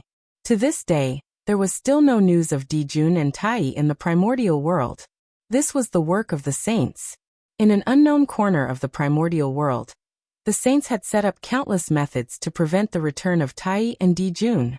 If it were not for the witch race still having goddess Hutu, the saints would also interfere with their return, even if it were the 11 ancestral wizards. The ancestral Magi Palace could stand in the primordial world for so many years not because the saints could not see it, nor because they had the merit of suppressing the primordial world. Instead, it was because goddess Hutu was behind them. If it were not for this, the saints would have destroyed the ancestral Magi Palace long ago. Dijun and Tai were at a disadvantage because the demon race did not have a powerful figure like goddess Hutu. As a result, after they died, they were targeted in all kinds of ways, making it difficult for them to return. The ancient demon gods can be used as trump cards. We won't use them for the time being. However, the current North Sea demon race and the 10 great demon gods can be used. Also, the human race has dominated the primordial world for so many years. Many races are dissatisfied with them and want to replace them. And these races that are dissatisfied with the human race are also targets that we can use. With their strength, although they can't touch the foundation of the jade human race, they can create some chaos for the human race. The more chaotic the human race is, the greater our chances and the lower our chances of success. With the discussion of the 5 saints, a complete plan against the human race was sorted out by them. Then it was time to implement it. Just as the saints were discussing how to deal with the human race, the ancestral land of the human race was bustling. From afar, one could see that in the sky above the ancestral land of the human race, endless wind and clouds were gathering, constantly surging and surging. There were also huge waves of Khanate Taoist rhymes rushing up from the ancestral land, colliding and intertwining in the air, deducing all kinds of mysteries of the great Tao. This was the aura that the human Taoist priests naturally emitted. Every Daoyuo Jingxian could be said to be the incarnation of their corresponding great Tao. Naturally, their bodies carried the aura of the great Tao. And when 500 Daoyuo Taoist priests gathered together, the aura of the great Tao on their bodies overlapped, creating a strange phenomenon. At this moment, the human race's ancestral land seemed to have turned into a supreme Tao domain. Inside, thousands of Taos intertwined. The Khanate Taoist rhymes filled the air, and endless luck gathered. How could it not be a Tao domain? 500 incarnations of the great Tao gathered together. The Taoist rhymes on their bodies could turn a mortal land into a sacred land, not to mention the extraordinary ancestral land of the human race. It was not an exaggeration to say that it was a Tao domain. At this moment, the cultivators in the human race's ancestral land were very lucky. Cultivating here was more than 100 times faster than cultivating in the outside world. Especially the cultivators who cultivated the Khanate Tao. Cultivating here was as if they had returned to the ancient Khanate era. Not only did they get twice the results with half the effort, but they also had a deeper understanding of the Khanate Tao. At this moment, what were Feng Zichen and the Daoyuo Taoist priests of the human race doing? Could it be that they were discussing how to deal with the saint as everyone thought? Of course not. Feng Zichen was discussing the Tao with them. 500 Daoyuo Taoist priests were indeed a very powerful force, but in front of the saints, it was completely not enough. Unless each of them had a supreme-grade Khanate spiritual treasure, the 500 human Taoist priests would not be able to defeat the saints with one hand. In that case, why would Feng Zichen send them to their deaths? It should be known that the 500 Daoyuo Taoist priests could be said to be more than 70% of the power of the human race in the untainted land. They could not be lost. At present, the number of Taoist priests of the human race was definitely more than 500. Just as the saints thought, Feng Zichen could not expose all the resources of the human race, so he had to leave something behind. Therefore, Feng Zichen deliberately hid some Daoyuo Taoist priests. In fact, there should be about 600 Daoyuo Taoist priests of the human race. 500 of them were in front of Feng Zichen, while the other 100 were hidden by him. They were hidden in the boundless starry sky. In this era, it was not easy to cultivate Daoyuo Taoist priests, but it was not very difficult for Feng Zichen. Because not only did he have a lot of resources, but he was also willing to spend them. Just by relying on resources, Feng Zichen could cultivate many Daoyuo Taoist priests. Over the years, the production of the boundless starry sky had been used by Feng Zichen on these Daoyuo Taoist priests. This was the reason why there were so many Daoyuo Taoist priests of the human race. It should be known that countless years had passed, and under the hard work of the god Pangu, the boundless starry sky had returned to its peak, and there was a trend of further improvement. However, Feng Zichen had been keeping it a secret, so no one knew about it. Back then, the demon race relied on the boundless starry sky to cultivate 3,000 Daoyuo demon gods. Now, Feng Zichen controlled the boundless starry sky that was stronger than before. Even if he did not control it for as long as the demon race leader, it was not too much to cultivate more than 100 Daoyuo Taoist priests for the human race at all costs, right? It could be said that nearly one-third of the 600 Daoyuo Taoist priests of the human race came from the boundless starry sky, and the other one-third more or less received help from the boundless starry sky. Only one-third of the Daoyuo Taoist priests were cultivated by the human race. From this point of view, it was not too much to say that Feng Zichen had raised half of the human race alone. Feng Zichen had paid a price for cultivating so many Daoyuo Taoist priests. For this reason, the overall improvement of the boundless starry sky had been delayed for a period of time. In other words, in order to cultivate these Daoyuo Taoist priests, Feng Zichen did not hesitate to delay the incubation of the innate star gods, innate spiritual treasures, and innate cardinal treasures in the Zhousing. The loss was almost equivalent to half of an innate cardinal treasure, and it was enough to make Feng Zichen feel heartache for a long time. However, the result was still gratifying, and his efforts were not in vain. The human race had hundreds more Daoyuo Taoist priests, and they really had the capital to dominate the eldritch wilderness. And these 600 Daoyuo Taoist priests were only the Taoist priests of the eldritch wilderness. P.S. When I say late, I usually mean 3 in the morning.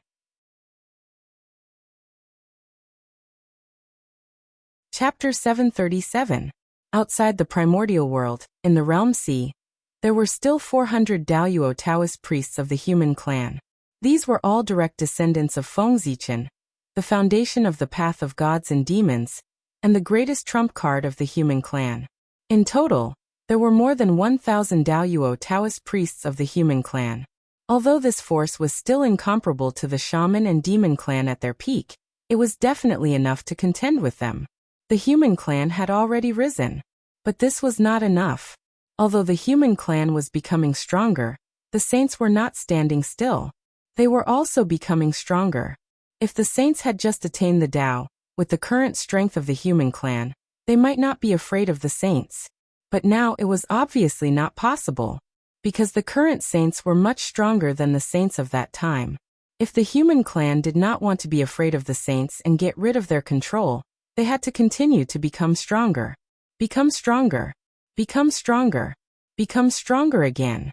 Feng Zichen gathered these Khanate Taoist priests of the human clan. His purpose was not to fight the saints as everyone thought, but to increase the strength of the human clan. As for why all living beings would think so, it could only be said that they were scaring themselves. Becoming stronger was not something that could be done overnight, but a gradual process. In ancient times, the human clan had the 5 elements Tao scripture, which was used as a foundation to increase the strength of the human clan. But the human clan at that time was much stronger than the human clan now. Moreover, the 5 elements Tao scripture was a foundation cultivation method that matched the path of gods and demons. Now it was still a little outdated. For this reason, Feng Zichen specially called these Daoyuo Taoist priests over. He wanted to combine everyone's wisdom to deduce a new cultivation method that was suitable for the entire human clan to cultivate and popularize it among the human clan. He wanted to use this cultivation method to spread martial arts throughout the world and popularize martial arts among the human clan. If everyone in the world was like a dragon, how could the saints dare to continue scheming against the human clan? This cultivation method could be said to carry Feng Zichen's great ambition. Everyone worked together and spent 1,000 years to create a cultivation method. It was called the World's Martial Arts Master Guide, and Feng Zichen called it the Martial Arts Code.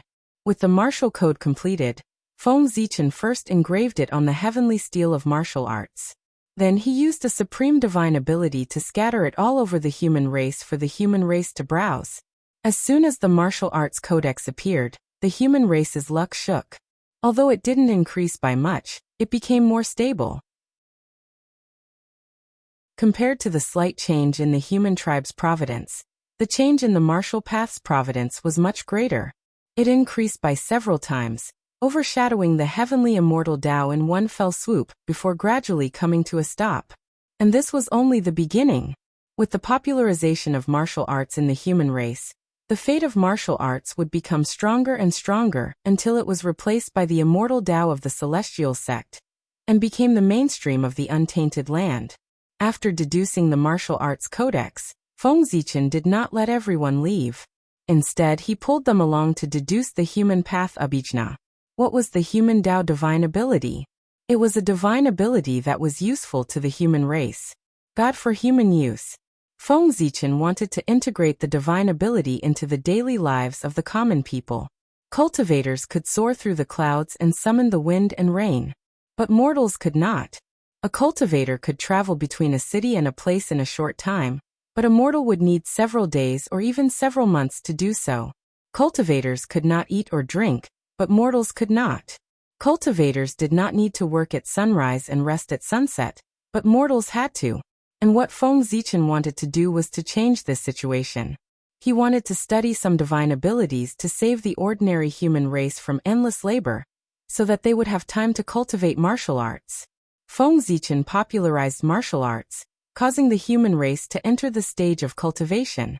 But mortals had to run around every day for their livelihood, so how could they have time to cultivate? Therefore, Feng Zichen wanted to change this situation.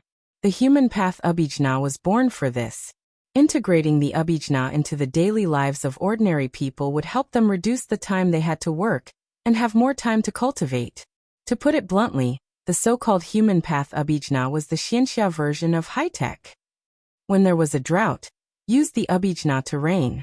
When there were too many weeds in the ground, use the abhijna to remove the weeds. When the weather was too hot, use the abhijna to cool down. When the weather was too cold, use the abhijna to heat up. In short, it was to use the abhijna to control the environment, turning it from uncontrollable to controllable. It was said to be an abhijna, but it did not have to exist in the form of an abhijna. Naturally, it had to be as convenient as possible. It could be a talisman, a magic artifact, or an array disc. For example, a talisman that could automatically adjust the temperature. Wasn't that much more convenient than an air conditioner? Wasn't a flying boat powered by a cultivation pill more convenient than a car? Could a car fly? An array disc that could automatically drive dust was much more useful than a sweeping robot. And so on. The technology that Feng Zichen had seen in his previous life would be recreated by his extraordinary means. These were the tasks that Feng Zichen had given to the human race, Daoyuo Taoist priests, to turn them from ideas into reality. In the ancestral land of the human race, Feng Zichen used his supreme abhijna and pulled the human race, Daoyuo Taoist priests, into his dream, bringing them to experience the elegance of an interstellar civilization. Everyone, you've all seen the scene in my dream, right? After waking up from the dream, Feng Zichen said to the people below, I saw it. It was very exciting. This is a civilization that is different from the immortal path system. It seems to have developed external forces to the limit. It can give us a lot of inspiration. After coming back to their senses, everyone said with some unfinished words. They had really taken a good look at this journey in the dream realm. They had never thought that there would be other civilizations in the world. The optical computer, the network, the spaceship, the mecha, the genetic modification. It really gave them a refreshing feeling. It was a pity that it was just a dream. It was all illusory and did not exist. Otherwise, if they could be allowed to comprehend in that interstellar civilization for tens of thousands of years, then they might have the possibility of taking a step forward. The collision of civilizations and the impact of ideas would ignite the sparks of wisdom. And these sparks of wisdom would be the capital for everyone to take a step forward. It's good that you've seen it. Then I'm relieved. What do you think of what you saw in the dream? Was it both real and illusory? Nodding, Feng Zichen asked. Your Majesty, please forgive us. We are ignorant and can't tell whether what we saw in the dream is real or not. But from those creations, we can see that the dream world has great wisdom. Everyone thought for a moment before answering. Feng Zichen's dream world was both real and illusory. With their strength, it was indeed difficult to tell the difference between real and illusory. But this did not prevent them from studying the things in the dream. Based on their many years of cultivation experience, it was indeed a civilization that was different from the immortal path system. It did not seem to belong to the primitive world. Perhaps, everything in the dream before did not exist. But at this moment, since it can be seen by you, then it is real. The charm of cultivation lies in this, turning the illusory into reality, refining the false into the real, and turning the impossible into the possible. After listening to everyone's answer, Feng Zichen said slowly, but he was guiding them on the true meaning of cultivation. There was nothing that cultivation could not do. If there was, it meant that you were not strong enough. Refining the false into the real was to turn all the illusory into reality. Even if it was just a dream, it could be turned into reality. Thank you, Your Majesty, for your guidance. Hearing this, everyone bowed. It's fine. I have a request for guiding you. Since you have seen everything in the dream, you should know how important it is to the human race. So I want you to use the immortal path to refine it for the human race to use. So can you do it? Waving his hand, Feng Zichen asked. We will not disappoint Your Majesty. Everyone stood up and promised Feng Zichen. After all, they were Daoyuo Taoist priests. It was not difficult for them to refine what they saw. Feng Zichen's request was not difficult for them. Since you are confident, I will not say anything else. I just hope that you can understand that the future of the human race lies in your hands. After saying that, Feng Zichen's figure disappeared in front of everyone. The mission had been given, so there was no need for him to stay here. After all, he was the human emperor. There were many things to do. After leaving everyone, Feng Zichen returned to the human emperor's palace and summoned the disciples of the Jie school and the Chan school. His purpose was to thank them for their contributions to the human race. Secondly, he had a new mission to give them. That was to build a city for the human race. That's right, it was to build a city.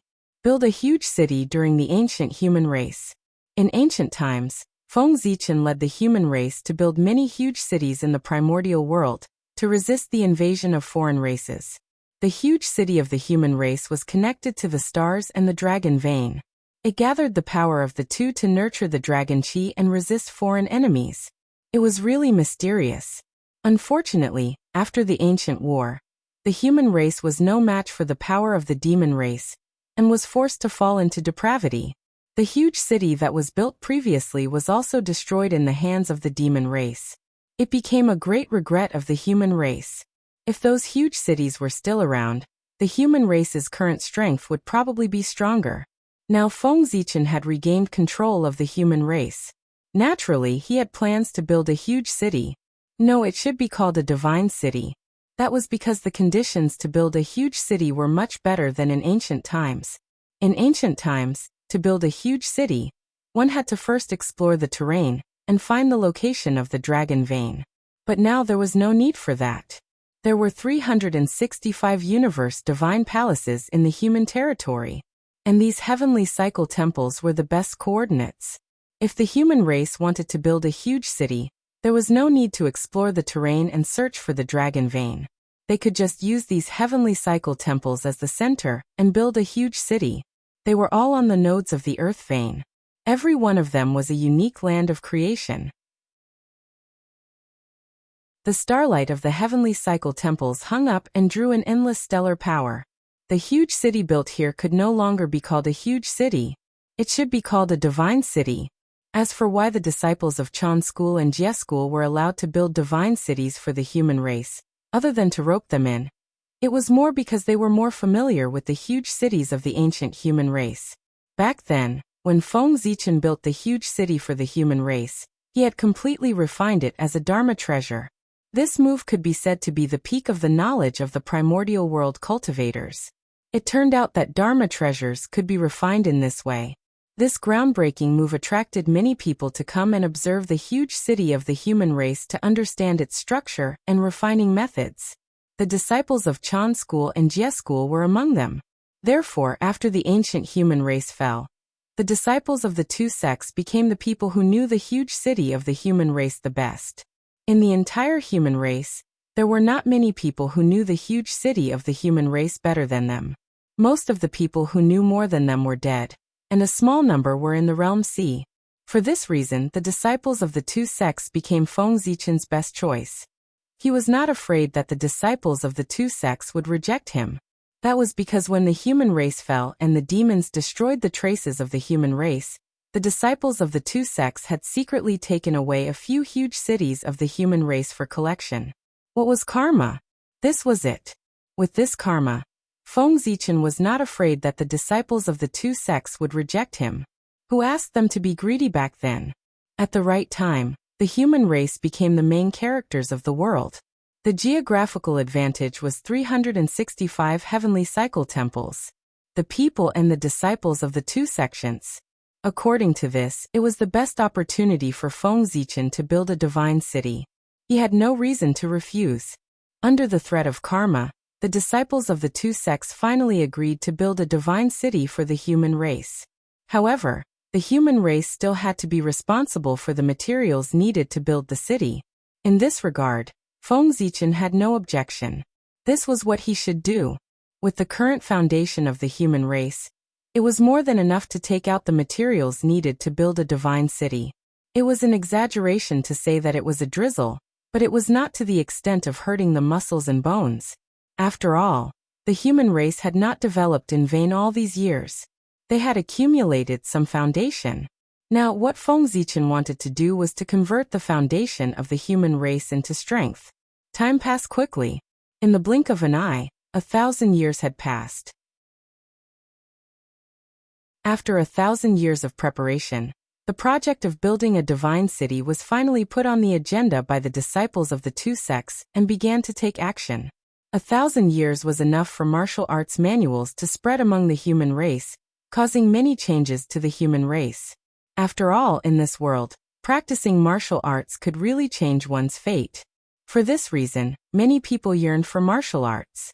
Now that there was a better introductory cultivation method, everyone naturally practiced it enthusiastically. For a time, there was a craze for practicing martial arts in the human race. More and more people practiced martial arts. The prosperity of martial arts naturally affected the other orthodoxies. The path of gods and demons, and the path of immortals all showed signs of weakening. The path of immortals was fine. Its foundation was deep. Even if it weakened, it would not shake its foundation. However, the path of gods and demons was not good. It had been abandoned by the times, and was about to become a legend. If it were not for the fact that the martial arts were also created by Feng Zichen, the situation of the path of gods and demons was enough to make him vomit blood. The decline was too great. It was almost extinct. In the ancestral land, the Daoyuo Taoist priests also had some results. They were making the final adjustments and putting them into use. Everything was developing in a good direction. The human race as a whole showed a trend of prosperity, and their luck was getting stronger and stronger. If nothing unexpected happened, Feng Zichen would be able to successfully condense his own human emperor Dao fruit in tens of thousands of years. Unfortunately, unforeseen events always happened inadvertently. It was the sages. They were going to attack the human race.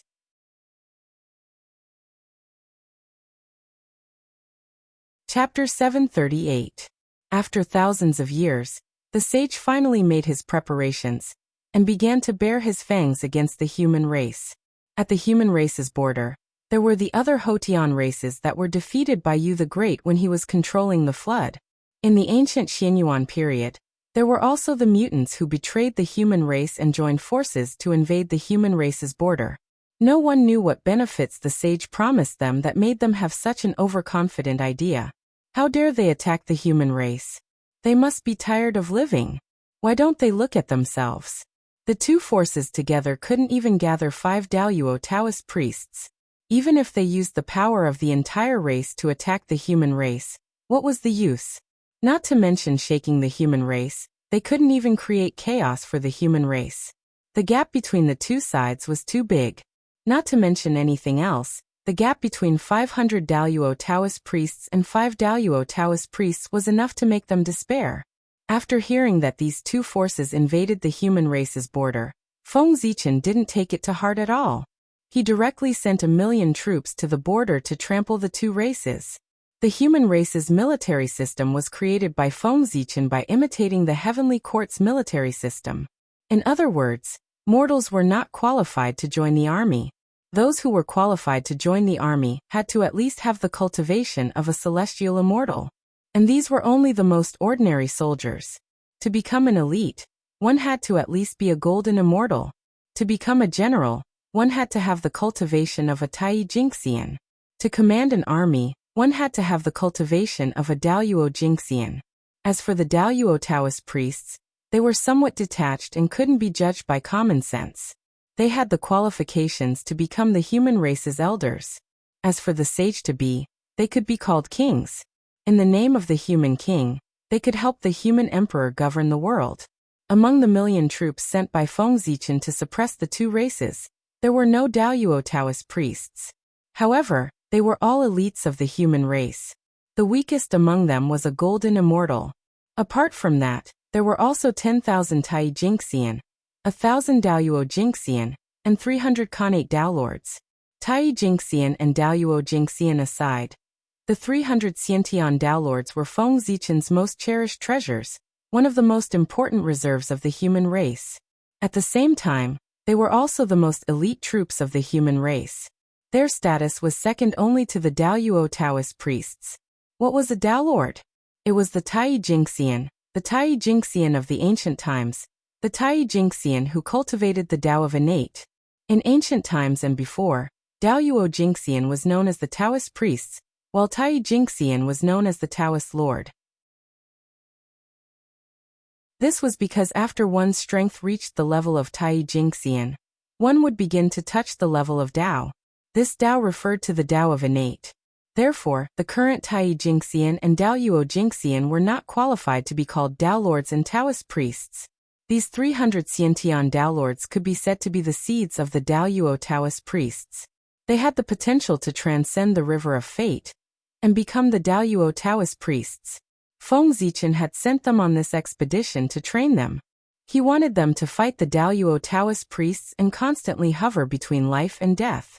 There were great terrors and great opportunities between life and death. If they could see through it, even if they couldn't become the Daluo Taoist priests, they would still benefit greatly. They would be a small step closer to becoming the Daluo Taoist priests and become half-step Taoist priests. 300 Xiantian Daolords, 1,000 Daluo Jingxian, 10,000 Tai Jingxian, and 1,000,000 golden immortals.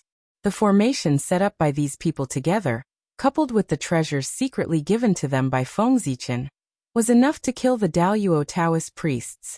The Hotian race and the mutant race added together only had 4 Daluo Taoist priests. It might not be possible for the 1,000,000 soldiers and the experts guarding the border of the human race to kill all of them together. But if they couldn't even kill 1 or 2 of them, they would be useless. Feng Zichen felt that the elites of the human race were not so useless. They would definitely be able to kill the Daluo Taoist priests. Why did Feng Zichen not send the Daluo Taoist priests, but only 1,000,000 soldiers to quell the unrest between the two races? Was it because there were no Daluo Taoist priests in the human race? Did he not know that only 5 Daluo Taoist priests were needed to quell the unrest between the two races? No, Feng Zichen knew. But he was unwilling to do so. This was because Feng Zichen wanted to use this battle to tell the world that even without the Daluo Taoist priests, the human race still had the ability to kill the Daluo Taoist priests. Was it shocking that the Daluo Taoist priests killed the Daluo Taoist priests? Perhaps, but it was not enough to shock the people. However, it was different when the Tai Jingxian killed the Daluo Taoist priests. The effect would definitely shock the untainted land for 1,000,000 years, and be deeply engraved in the hearts of all living beings. The human race did not even send the Daluo Taoist priests, but they were able to kill the Daluo Taoist priests. If the Daluo Taoist priests of the human race really took action, how powerful would they be? They would probably be able to kill powerful beings. Fear often came from the unknown. As long as the living beings could not see the depths of the human race, they would always be afraid of the human race, and would not dare to have the thought of fighting against them. Just as the million soldiers of the human race were setting off, a sudden change was quietly happening on the distant Mount Shouyang. Mount Shouyang, the eldest direct disciple of the Grand Pure One, Xuandu, was cultivating in seclusion in the Eight Visions Palace. However, at this moment, the innate cardinal treasure Taiji diagram quietly appeared. Rumble. While Xuandu was unprepared, a vast and boundless power gushed out from the Taiji diagram. In the blink of an eye, it enveloped the entire hall. In an instant, the space-time in the hall froze. It was completely stagnant. As for Xuandu, he was naturally frozen on the spot. Since the Taiji diagram had appeared, the person who attacked Xuandu was obviously his master, the Grand Pure One. Xuandu was only at the perfected realm of the Daoyuo Taoist priests. How could he be a match for the Grand Pure One who held a connate cardinal treasure? It was not surprising that he was directly sealed.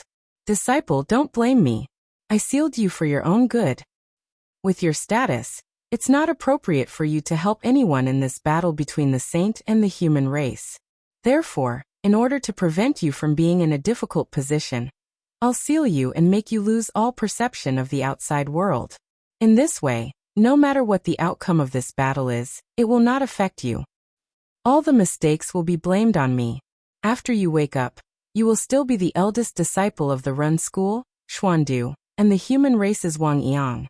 After sealing Xuandu, the Grand Pure One's voice sounded slowly. It turned out that the Grand Pure One was worried that Xuandu would be in a difficult position, so he sealed him directly so that he could be removed from the battle between the heavens and humans.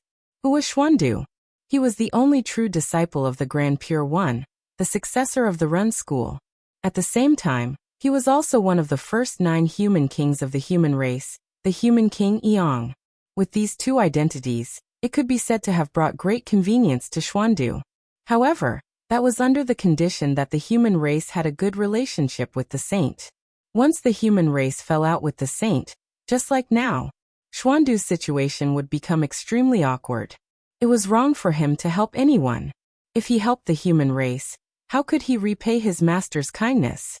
If he helped his master, how could he repay the human race's kindness of raising him? Therefore, the Grand Pure One's sealing of Xuandu was the best choice. Only then could he stay out of it. Ah! After sighing softly, the Grand Pure One's voice and the Taiji diagram disappeared from the hall. As for Xuandu, he did not react at all. The Grand Pure One's attack just now was as if he had pressed the pause button. It had completely paused Xuandu's time and stopped at that moment forever. At this moment, not to mention the Grand Pure One's words, even if someone attacked him, Xuandu would not feel it at all. When Xuandu woke up, it might be tens of thousands of years later. However, to him, time had only passed for an instant. His consciousness had been stuck at the previous moment. He was completely unaware of the thousands of years that had passed. In an instant, everything had changed. This was the current situation of Xuandu. The strength of the Grand Pure One's mystical abilities could be seen. Of course, this was the only way that Xuandu could completely stay out of it. What was a master-disciple relationship? That was it. The Grand Pure One's master-disciple relationship with Xuandu was truly beyond words. Huh! The aura of the Eong clan has disappeared. What's going on? In the human emperor's palace, the moment Xuandu was sealed by the Grand Pure One, Feng Zichen sensed that something was wrong with him. As the human emperor, Feng Zichen could sense the aura of all the experts of the human race. That was because under the connection of the destiny of the human race, the aura of the human race experts was like a bonfire in the night to him. It was so eye-catching and eye-catching. The disappearance of every human expert was like the extinguishment of a bonfire in the darkness. It disappeared from Feng Zichen's perception. Therefore, the moment the Xianqing aura disappeared, Feng Zichen sensed it immediately. Surprised, Feng Zichen used the Ziwei divine calculation to deduce the situation of Xuandu. Soon, Feng Zichen found out the cause and effect of the disappearance of Xuandu's aura from the heavenly secrets. What a Grand Pure One! After coming back to his senses, Feng Zichen said. The Grand Pure One was indeed scheming and astute. He could even plot against him. If not for the permission of the Grand Pure One, how could Feng Zichen have calculated the situation of Xuandu so easily? It was because he did not intend to hide it that Feng Zichen could easily calculate it. As long as the Grand Pure One could cover it up, Feng Zichen would have no other way to know the true situation of Xuandu other than personally going to the Baiying Palace on Mount Shouyang to take a look. It was just like how Feng Zichen could conceal the heavenly secrets, and the saint could not detect it. If the Grand Pure One concealed the heavenly secrets, Feng Zichen would not be able to detect it either. When the situation of Xuandu was placed in front of Feng Zichen, he would face a choice. Should he save Xuandu? With Feng Zichen's strength, it would be easy to save Xuandu. However, what could he do after saving him? Make things difficult for Xuandu? After thinking about it, Feng Zichen decided not to save Xuandu. It was good to let him be sealed by the Grand Pure One. At the thought of this, Feng Zichen was shocked. He seemed to understand the Grand Pure One's plan. The Grand Pure One did not hide the situation of Xuandu at all. Was he looking forward to him saving Xuandu? Compared to the Grand Pure One's action of sealing Xuandu, wasn't Feng Zichen's action of releasing Xuandu a little selfish? The Grand Pure One could say that he had sealed Xuandu for Xuandu's own good. However, could Feng Zichen release Xuandu for his own good? Feng Zichen thought about it from another perspective. If he were Xuandu, even if he did not say anything, he would still feel uncomfortable in his heart. He would gradually lean towards the Grand Pure One. At the thought of this, Feng Zichen could not help but sigh at the Grand Pure One's shrewdness. With a single mistake, he had almost missed a general, and allowed the Grand Pure One to obtain a loyal disciple. Putting everything else aside, wouldn't a normal person's first reaction when they saw their friend being sealed be to save him? Why would he think so much about it? It was only Feng Zichen who was scheming that he noticed so many details. After guessing the Grand Pure One's plan, Feng Zichen looked at Xuandu again, and discovered many details that he had not paid attention to previously. For example, the seal that the Grand Pure One used to seal Xuandu was indeed very powerful from the inside. With Xuandu's strength, it was impossible to break it. However, from the outside, the seal would shatter with a single touch. Just now, if Feng Zichen's spiritual will had scanned over, it would have shattered the moment it touched the seal on Xuandu. It was confirmed. This was the Grand Pure One's scheme against him. He wanted to sow discord between him and Xuandu without bloodshed. With that thought in mind, Feng Zichen used his mystical ability and added another seal outside Xuandu. Xuandu was indeed not suitable to appear in this battle. Since that was the case, he would seal him completely. After the battle ended, he would let him out. Since the Grand Pure One's seal was not safe, Feng Zichen would add another one. That way it would be foolproof. Under such circumstances, if the seal on Xuandu's body was broken, it could only be done by the Grand Pure One. After all, it was the Saint's Taoist sect, the Taoist sect of the first saint, who would dare to cause trouble here. The Grand Pure One had personally sealed Xuandu and released him. What should this action be called? Oh, if it was the modern world, it should be called acting and standing. That was how the gap was created. The Grand Pure One naturally sensed Feng Zichen's actions. However, he did not say anything about that. It was a casual move. If he succeeded, it was naturally worth celebrating. If he failed, there was nothing to be depressed about. When Feng Zichen and the Grand Pure One were confronting each other, the million-strong army of the human race had already rushed to the border of the human race and met up with the human experts guarding there.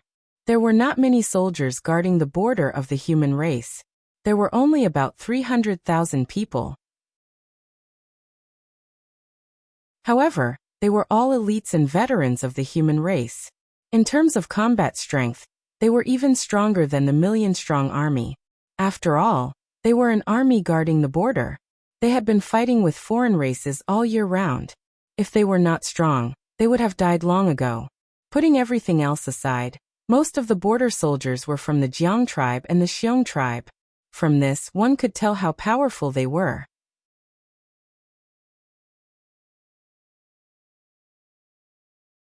Chapter 739.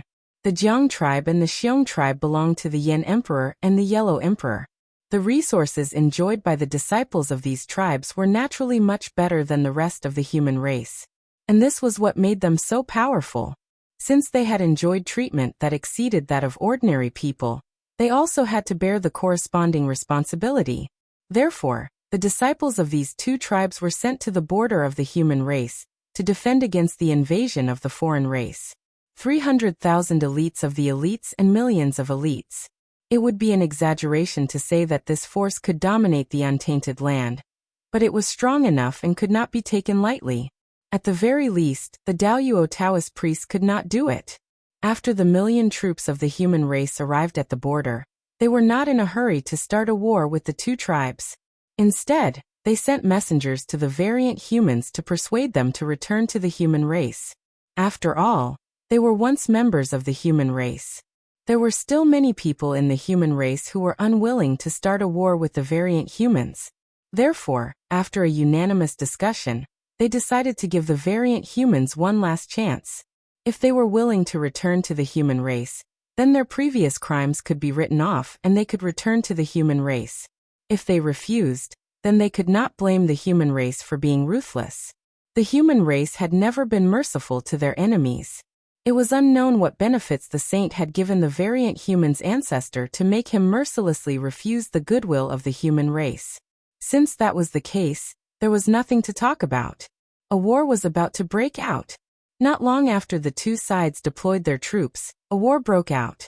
In fact, although it was called a war, the human race was one-sidedly crushing the variant humans. As soon as they started fighting, the allied forces of the two tribes were defeated by the human army and fled for their lives. In response, the human army naturally chased after them, intending to annihilate the main forces of the two tribes in one fell swoop. However, halfway through, the Daoyuo Taoist priests of the other side made a move. A Daoyuo Taoist priests of the post-celestial race stood alone in front of the million troops of the human race, intending to fight against the million troops of the human race with his own strength. To be honest, with the identity of the Daoyuo Taoist priests, it was indeed embarrassing for him to attack low-level cultivators. However, he had to make a move, because if he still did not make a move, then the elites of his race would be wiped out. This kind of loss was a price that the post-celestial race could not bear. It would cause their race to fall from prosperity to decline. Face was very important, but compared to the rise and fall of the race, it was insignificant. Kill.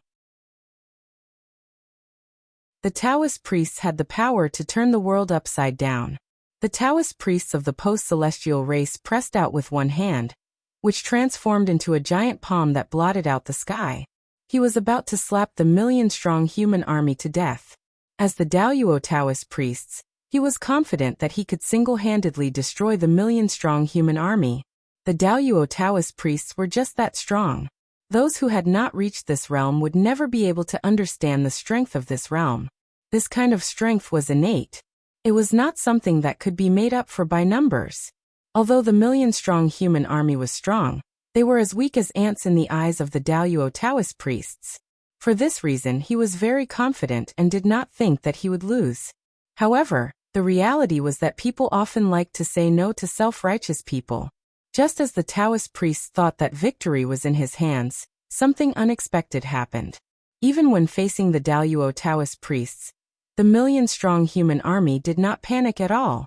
They orderly arranged their formation, then opened their mouths and shouted at the Daoyuo Taoist priests. Kill. The word kill resounded through the world and shook the universe. Suddenly, endless blood and qi gushed out from the million-strong human army and connected into a wave in the air. Like a rolling wave, it swept toward the Daoyuo Taoist priests.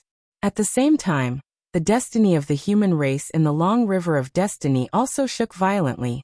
A terrifying power tore through the endless universe and spread out from the unknown void, fusing with the vast blood and qi. Rumble. At this moment, the universe changed. Heaven and earth shook, stirring up endless wind and clouds. After the blood and qi of the human race fused with the destiny of the human race, its power suddenly increased and reached an extremely shocking level in an instant. Under this power, the whole world became oppressive. The Daluo Taoist priests of the postnatal lineage who bore the brunt of this power changed his expression wildly, and thought of running away. Oh no! It's the destiny of the human race. These soldiers can mobilize the destiny of the human race. Feeling the powerful power contained in the blood and qi of the human race, even the Daluo Taoist priests could not help but feel a little scared. The blood and qi of the human race might not be strong, but the power of the destiny of the human race was definitely unimaginably strong. Not to mention the Daluo Taoist priests, even a sage to be was suppressed. Thinking of this, the Daluo Taoist priests of the postnatal lineage turned and fled, not caring about his dignity as a Daluo Taoist priest. If he did not run, he would die.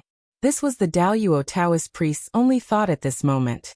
The power of destiny of the human race was too strong and far beyond what he could contend with. The Daluo Taoist priests were particularly sensitive to life and death. Since his intuition told him that he would die if he did not run, then it must be true. Therefore, if he wanted to run, he had to run as fast as he could. If he had known that the human race army could mobilize the power of destiny of the human race, he would not have foolishly rushed to the front like this. Instead, he would have used a safer method. Alas, if he had known, he would not have acted so pretentiously. At this moment, the Daluo Taoist priest's heart was filled with regret. But it was too late to say anything now because he was about to die. Seeing that the Daluo Taoist priest was about to escape, the commander of the human race army, Jiang Hong, suddenly took out a flag. It was unknown what method he used, but he gently waved the flag in his hand. And then, the Daluo Taoist priest was frozen in place. Boom! At this moment, the aura of the human race swept over and directly crushed the Daluo Taoist priest's body, tearing his physical body and primordial spirit into pieces. No, I can't accept this. I haven't achieved Dao yet. How can I die here? In the aura wave, the Daluo Taoist priest's innate indestructible true spirit let out an unwilling roar. However, the aura of the human race was like a blazing sun and a sacred flame, erupting with a powerful force and burning it into ashes. His physical body exploded, his primordial spirit dissipated, and his innate indestructible true spirit turned into ashes. The Daluo Taoist priests from the postnatal lineage could not be more dead. Moreover, he would not be able to be resurrected for a long time. How could it be so easy to resurrect someone who died under the power of destiny of the human race? Even with the help of a saint, he would have to pay a great price.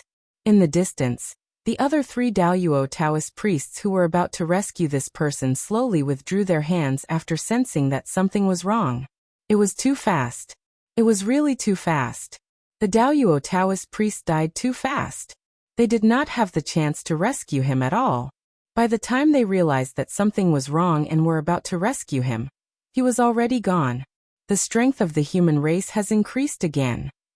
Looking at the human army that continued to chase after the defeated troops of the 2 races, the 3 of them had extremely ugly expressions. This time they were too careless. They should not have been so easily tempted by the saints' conditions, and become their pawns to test the strength of the human race for them. At the moment, they had not tested the strength of the human race yet, but the elites of their race were almost gone. The strength of the human race was much stronger than the human race in their memory. Over the years they had been improving, and the human race had also been improving, and they were improving faster than them. This was very uncomfortable. This was especially so for the mutants. Their feelings were extremely complicated now. They had left the human race in order to obtain better development. But now that they looked back, they suddenly realized that if they had not left the human race, their development would have been better. As such, how could they not feel uncomfortable? At this point, it's useless to say more. Let's think of a way to deal with the human race first. At the moment, the human race's general trend has been formed, and it's far from what we can contend against. In my opinion, we'd better stay put. Let's wait for a while and see what the saint has to say. The 3 of them communicated for a moment, and discussed the next plan. They would stay put and wait for the saint's support. There were a total of 4 Daluo Taoist priests in the 2 races. Their strength was at the same level. Even if there was a difference in strength, the difference would not be too big. This meant that since the human army had the ability to kill one of the four of them, it meant that they also had the strength to kill the three of them. Thinking of this, the three of them were afraid. It was normal that they did not dare to attack the human race. After all, they had just proven that they really could not defeat the human race. For this reason, there was only one path left in front of the three of them, which was to wait for the saint's support. Since the saint wanted to deal with the human race, he must be fully prepared, and would not only let them attack. As long as they could hold on, when the saint's backup plan was launched, the pressure on the human race would increase greatly. That would be the opportunity for them to counterattack. Therefore, before the saint's next plan was carried out, they had to hold on for a while. The news that the human army of 1,000,000 joined forces and killed a Daluo Taoist priest in an instant in the border of the human race quickly spread in the primordial world. For a time, the world shook. The video of this battle was circulated among the tens of thousands of races and was read by people. After watching the video of the battle, the tens of thousands of races fell into silence. So unknowingly, the human race had become so strong? Just the power of providence mobilized by the 1,000,000-strong army was enough to kill the Daluo Taoist priests. What would happen if this number was multiplied by 100 or 1,000 times? They would probably be able to suppress the sage-to-be and the powerful ones. They might even be able to contend with the saint. The strength of the human race was already comparable to that of the shaman and demon race. In this world, there would probably be another race that could suppress the past, present, and future. After this battle, the tens of thousands of races tacitly raised the status of the human race to the level of the shaman and demon race. The human race had been established. Sooner or later, it would become a powerful force that was comparable to the shaman and demon race. With the strength of the tens of thousands of races, it was impossible to contend with it. In this world, the only ones who could stop its development were the saints. If the powerful ones were right, the primordial world would become a battlefield between the saints and the human race. This was bound to be a battle that was not inferior to the battle between the shaman and demon race. It might even be more exciting. At the border of the human race, the two races could hide, but the human race could not. The entire primordial world was watching their performance. They were waiting for them to wipe out the two races in one fell swoop, so that they could completely calm the chaos at the border of the human race. If they did not take action, they would lose the face of the entire human race. Therefore, the border army had been on the move. However, no matter what they did, the three Zenith Heaven Holy Masters only pretended not to see or hear anything. They only focused on guarding the area and did not come out. This made the border army unable to attack for a while. The three Daluo Taoist priests working together was enough to fight against the human army of 1,000,000. They were determined to defend, so it was normal that the human army could not attack. Seeing that time had passed, the human army still could not do anything to the two races. For a time, Feng Zichen gradually lost his patience. Just as his patience was exhausted and he was about to send out the Daluo Taoist priests, an unforeseen event happened. Among the two races, some mutants suddenly announced that they wanted to return to the human race. It turned out that when the human messengers went to the mutant lineage, they were not without gains.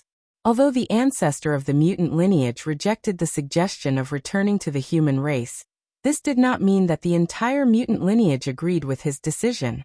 Just as there were people in the human race who did not want to start a war with the mutant lineage, there were also people in the mutant lineage who did not want to start a war with the human race.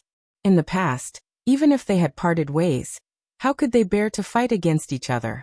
Therefore, under the continuous persuasion of the human race, they were finally persuaded to return to the human race. And this became the turning point of the war. The betrayal of some of the mutants caused the perfect defense set up by the three Taoist priests to collapse from the inside. This also gave the human army a chance. They launched the fiercest attack and drove straight in through the gap, wiping out the remaining forces of the two races in one fell swoop. At this point, the chaos at the human border was quelled. As for the three Taoist priests of the two races, they did not suffer any harm. After all, with the three of them working together, the strength of the human army could not do anything to them. However, more than half of their clansmen had died in battle, and their territory had been occupied by the human race.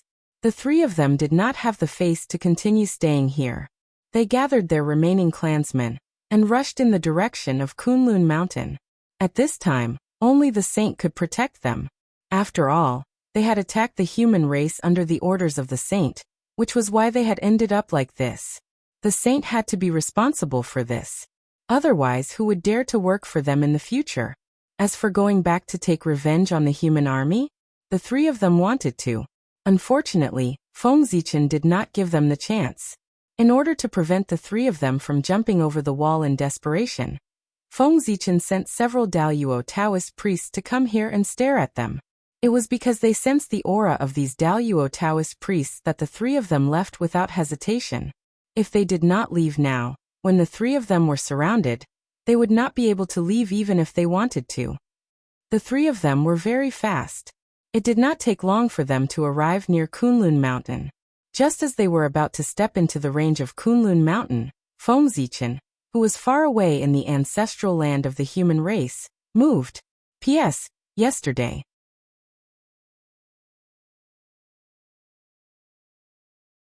Chapter 740. Rumble. Vast and boundless mana rushed out of the ancestral land of the human race, wrapped in the destiny of the human race. Like a torrent of the human race, it swept everything and crashed into the three people who were about to enter Kunlun Mountain. Bang! With a deafening explosion, the three Zenith Heaven Dao Masters were blasted into smithereens at the foot of Kunlun Mountain by this surge of mana. Not even their true spirits were left behind. They completely disappeared into thin air. And this scene was not only seen by the five saints in Kunlun Mountain, but also by the powerful beings who were watching the show. For a moment, the entire world seemed to have fallen into silence. Everyone knew that something big had happened. Bloodshed in the Holy Land was no small matter. There was no doubt that this was done by Feng Zichen. With his strength, coupled with the destiny of the human race, he could easily kill a sage-to-be, not to mention the Daluo Taoist priests. The reason why Feng Zichen did not attack at the beginning, but chose to attack at this moment, was that he was waiting for them to arrive at Kunlun Mountain. Fortunately, he could kill the three of them here in front of the saints. Otherwise, he could not show the dignity of the human race. If the world saw this scene, they would know that if they became enemies with the human race, even the saints would not be able to protect them. In this way, they would definitely be afraid. When they became enemies with the human race again, they would carefully weigh the pros and cons. Feng Zichen's action was intended to intimidate all living beings, and make them not dare to be enemies with the human race. It was the same even if they had the backing of the saints. Didn't they see that the three Daluo Taoist priests who had the backing of the saints had been killed by Feng Zichen at the door of the saints' house? Killing the chickens to warn the monkeys was like that. The three Daluo Taoist priests could live until now because they were the chickens that Feng Zichen prepared to warn the monkeys. You've gone too far. In the Jade Void Palace, seeing the pool of blood at the foot of Kunlun Mountain, the Heavenly Lord of the Origin's face turned blue with anger. The other sages did not look too good either. Feng Zichen had really gone too far this time. His action could be said to have killed the saints' people at their doorstep. This was no longer a slap in the face, but a complete falling out. If the saints did not get back at them, no one in the primordial world would dare to follow them in the future. Die. Filled with hatred, the primeval Lord of Heaven activated his divine will and unleashed his wrath. In an instant, boundless dark clouds gathered at the borders of the human race, dyeing the sky black. Rumble. Within the dark clouds, lightning snakes danced wildly, emitting a destructive aura. The lightning and the dark clouds were all formed from the fury of the primeval Lord of Heaven. When a saint was enraged, heaven and earth would change color. Boom. Endless thunderbolts burst forth and blasted toward the human border. The dazzling light turned the entire world white. At the same time, it also illuminated the horrified faces of the humans below. This was the primeval Lord of Heaven venting his anger. He resonated with heaven and earth and created a heavenly punishment to descend upon the world, wanting to destroy everything. The thunderbolts rumbled and turned into a world-destroying calamity.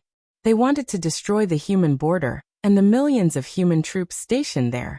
Obviously, the primeval Lord of Heaven was really angry. Feng Zichen had killed 3 of his subordinates, so he wanted to bury the human army with him. Seeing that the heavenly punishment was about to descend and wipe out the human army, Feng Zichen suddenly stood up in the ancestral land of the human race in this world. Boom! As Feng Zichen stood up, an invisible force rose from his body. In the blink of an eye, it swept through the entire primordial world. Then time stopped at this moment. Everyone and everything stopped in place, including the heavenly punishment that was about to descend. Fellow primeval Lord of Heaven, are you trying to fall out with me? In the ancestral land, Feng Zichen shouted at the primeval Lord of Heaven from afar. As he spoke, the human Tao Emperor's seal rose from his body and wrapped around his waist, one on the left and one on the right of the human race. So what if I fall out with you? In the face of Feng Zichen's threat, the primeval Lord of Heaven was not afraid. He also raised the Panga banner and faced him from afar. Neither side gave way to the other. A great battle was about to break out. But at this moment, outside the 33 heavens, a treasure suddenly flew out of Jinxiu Heaven and hung in the sky. It was the Khanate Supreme Treasure, the Cauldron of Heaven and Earth. At the same time, the Zhouxing diagram appeared in the boundless starry sky. In the celestial court, the phantom of the primeval pagoda of Heaven was faintly discernible. Great Emperor Ziwei and the Jade Emperor had made their move. 3 supreme forces descended at the same time, cooperating with Feng Zichen's aura to suppress the primeval Lord of Heaven. Nuwa was undoubtedly on Feng Zichen's side. As for Great Emperor Ziwei and the Jade Emperor, they were both celestial court emperors. They had no reason to help outsiders against their own people. Rumble. At this moment, the great Tao wailed incessantly. The void even showed signs of instability, faintly showing signs of collapsing. Enough, let's end this matter here. Poor Wei and the others have lost this round. At this moment, the Grand Pure One spoke. It was a shocking admission of defeat. As soon as he finished speaking, the primeval Lord of Heaven put away the Panga banner and turned to return to the Jade Void Palace. Seeing this, Feng Zichen and the others also withdrew their auras. After returning to the Jade Void Palace, the primeval Lord of Heaven shouted angrily at the Grand Pure One. Big brother, what's the meaning of this? A loss is a loss. It's no big deal. The next sentence is to get it back. The Grand Pure One glanced at the primeval Lord of Heaven and said, Why? Do you really want to fight with Gaochen? Sigh. Hearing this, the primeval Lord of Heaven was stunned for a moment. He did not say anything and only sighed. This battle was destined not to happen. In the end, it would definitely attract the Tao ancestors' intervention. At that time, both sides would lose face. After a long while, the primeval Lord of Heaven asked unwillingly, So this matter is over? Of course not. Although this attempt to test the human race has failed, I can see that Gaochen fellow Taoist is still as straightforward as ever. Just because of a disagreement you fight. How carefree. You should be a role model for our generation. However, it's also because of this that this battle has become more interesting. I just don't know if the carefree Gaochen fellow Taoist can still be carefree in the face of Poor Wei's next plan. The Grand Pure One shook his head and said mysteriously. According to him, another plan against the human race had begun. North Sea, North Sea, North Sea, which had been silent since the fall of the ancient heavenly court, suddenly had huge waves. Rumble. In the North Sea, huge waves surged towards the land one after another. Under these huge waves, the figures of countless demon soldiers could be vaguely seen. They were all wearing battle armor and holding spears. Their bodies emitted a terrifying aura. That was the North Sea demon race. They had made a move. The North Sea demon race, who had been silent for many years, stepped out of the North Sea and came to the land in groups. They advanced forward according to the ancient demon army formation. Their target was the human race. The battle between the human race and the demon race had begun. In just a few days, the news of the North Sea demon race's reappearance and their troops in the North Sea spread throughout the primordial world. For a moment, the primordial world was in an uproar. Everyone was shocked by this news. That was the North Sea demon race, a force that had existed since ancient times. It could be said that they were the direct descendants of the ancient demon race. They were also the most powerful force of the demon race now. The North Sea demon race could almost represent the entire demon race now. Their strength was also unimaginably powerful. Just the demon gods of the Daluo Taoist priests' realm were not inferior to 100. After all, not all demons participated in the battle between the liches and the demons. Patriarch Kuanping was a shrewd person. How could he let his direct descendants take risks? Therefore, there were not many demon gods of the North Sea demon race who participated in the battle between the liches and the demons. It was also because of this that the North Sea demon race's strength was preserved, and they basically did not suffer any losses. And this also caused the prosperity of the North Sea demon race. 100 demon gods coexisted. In ancient times, demon god was the name of the Daluo Taoist priests. P.S. Brothers, I've tried my best. That's all I can write. It's too difficult to write in the hospital.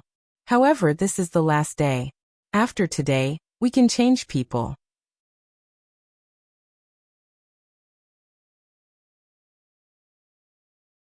Chapter 741. In other words, 100 demon gods were 100 Daluo Taoist priests. The foundation of the North Sea demons could be seen from this. If not for Patriarch Kuanping keeping a low profile and the suppression of the various great gods, the North Sea demons would have been the strongest force in the primordial world after the final battle. If the North Sea demons fought for hegemony, then the human race would have nothing to do. Unfortunately, Patriarch Kuanping did not dare to come out at that time. Otherwise, he would be besieged by the various great gods of the primordial world. Because at that time, no one wanted to see the demons rise again. Therefore, if Patriarch Kuanping did not want to be killed, he could only hide in the North Sea. If he missed that opportunity, the North Sea demons would lose the chance to fight for hegemony when the human race rose from the decline. If not, Patriarch Kuanping would not be in such an awkward situation. Although he had such power, he was far from being as powerful as imagined. He had only just entered the half-step primordial chaos realm. However, if the North Sea demons had chosen to fight for hegemony back then, Patriarch Kuanping would have had a high chance of becoming a primordial chaos Daluo Jinxian. It was really one step wrong. With the strength of the North Sea demons, it was naturally very easy to deal with the human army stationed in the North Sea. It did not take long for the North Sea demons to break through several human cities and drive straight in. Soon, they arrived at the human race's doorstep. If not for the protection of the 9 states boundary, the North Sea demons would not be able to enter the human territory. Then the North Sea demons would probably have already attacked the human ancestral land. By the time Feng Zichen received the news, the North Sea demon army had already taken root outside the human territory. Feng Zichen did not know about the North Sea demons' actions in advance, and he did not know immediately afterwards, because he had been schemed against by the saint. He did not know what method the saint had used, but he had actually blocked Feng Zichen's perception, causing him to completely lose his sense of the outside world. The news that informed Feng Zichen had also been intercepted by the saint with various methods, so he could not be informed in time. As a result, Feng Zichen received news of the North Sea monster spirits a step behind everyone else. All the powerful divines in the untainted land knew that the North Sea monster tribe had attacked the human tribe. However, Feng Zichen, the human emperor, was the last to know. How ironic. This time, Feng Zichen's face was really lost. That's not right. Being schemed against by 5 saints isn't a disgrace. Instead, it's an honor. After all, how many people in the untainted land could receive such treatment? Damn it. Bastard Kuanping. Goddamn saint. In the human emperor's palace, Feng Zichen, whose face was filled with anger, cursed at the sage and Kuanping. To him, losing face was not a big deal. The main thing was that things had gone beyond his expectations.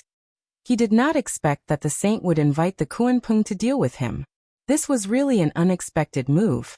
To be honest, this matter was extremely unbelievable to Feng Zichen. After all, that was the Kuanping patriarch. How could he be with the saint? Didn't he hate the saint the most? If it weren't for the heavenly lord of the beginning and the 2 saints Zhuan Ti, the Kuanpeng Patriarch would have had a share of the saint position in the Purple Cloud Palace. Unfortunately, it was all ruined by the three saints. The Heavenly Lord of the Beginning's sentence, "How can a person with feathers be the same as me?" completely ruined the Kuanpeng Patriarch's opportunity to become a saint. For this reason, the Kuanpeng Patriarch hated the Heavenly Lord of the Beginning and the three saints to the core. How could he cooperate with them? Also, what was going on with the Heavenly Lord of the Beginning and the three saints Xuanti? Didn't they look down on the Kuanpeng Patriarch? Why would they be with him? Sure enough, there were no eternal enemies, only eternal interests. This sentence was applicable everywhere. He didn't know what benefits the saint had promised the Kuanpeng Patriarch to make him give up his principles and choose to cooperate with them. F***ck. However, although he didn't know the specific deal between the two sides, Feng Zichen could roughly guess. It was nothing more than a promise to help the Kuanpeng achieve the Tao. Other than that, the saints had nothing to move the Kuanpeng Patriarch. As for the alliance between Feng Zichen and the Kuanpeng Patriarch, he didn't take it to heart. How could the Kuanpeng Patriarch take it to heart? The Kuanpeng Patriarch could even betray Di Juntai, let alone Feng Zichen. The Kuanpeng Patriarch's words were just to be taken seriously. Even if it was a great Tao oath, one couldn't believe it. Whoever really believed it would really be a fool. This could be seen from Di Juntai. Look at how they were tricked by the Kuanpeng Patriarch during the decisive battle between the liches and demons. At the critical moment of the decisive battle, the Kuanpeng Patriarch stole the He-Tu and Luo Shu and ran away. This matter, the Kuanpeng Patriarch was really cunning. He wasn't afraid that one day, Di Jun would suddenly revive and fight him to the death. Feng Zichen didn't believe it. Back then, when the Kuanpeng Patriarch joined the Heavenly Court, he didn't make any oath. Even if the Kuanpeng Patriarch didn't want to, with Di Jun's personality, he would force him to. But even so, the Kuanpeng Patriarch still betrayed him. From this, it could be seen that an oath didn't have much binding force on him. This person was already like this to the Heavenly Court, not to mention the relationship between him and Feng Zichen. It was just a verbal agreement. How could he abide by it? One had to know that when he knew about the three primordial races, the Kuanpeng Patriarch had relied on his special background to repeatedly jump between the Scale Clan and the Bird Clan. When he was a Kuan, he was a member of the Water Clan. When he was a Peng, he was a member of the Bird Clan. Betrayal was a common thing for the Kuanpeng Patriarch. Therefore, Feng Zichen had never believed the alliance that the Kuanpeng Patriarch had mentioned. Since that was the case, why did he agree to the Kuanpeng Patriarch's alliance? That was naturally to dig a hole for the Kuanpeng Patriarch.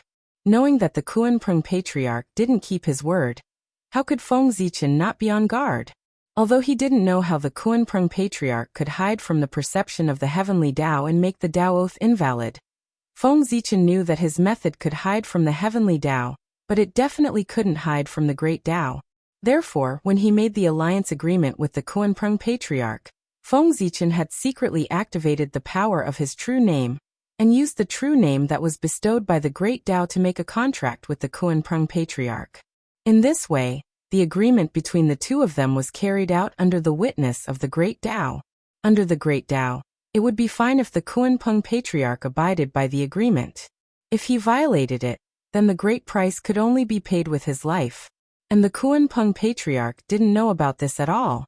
He thought that the agreement this time was the same as before. Because of this, the Kuanpeng Patriarch was destined to not be able to escape this calamity. However, Feng Zichen wasn't in a hurry to make a move. The Kuanpeng Patriarch hadn't fallen too deep, and there was still room to turn back.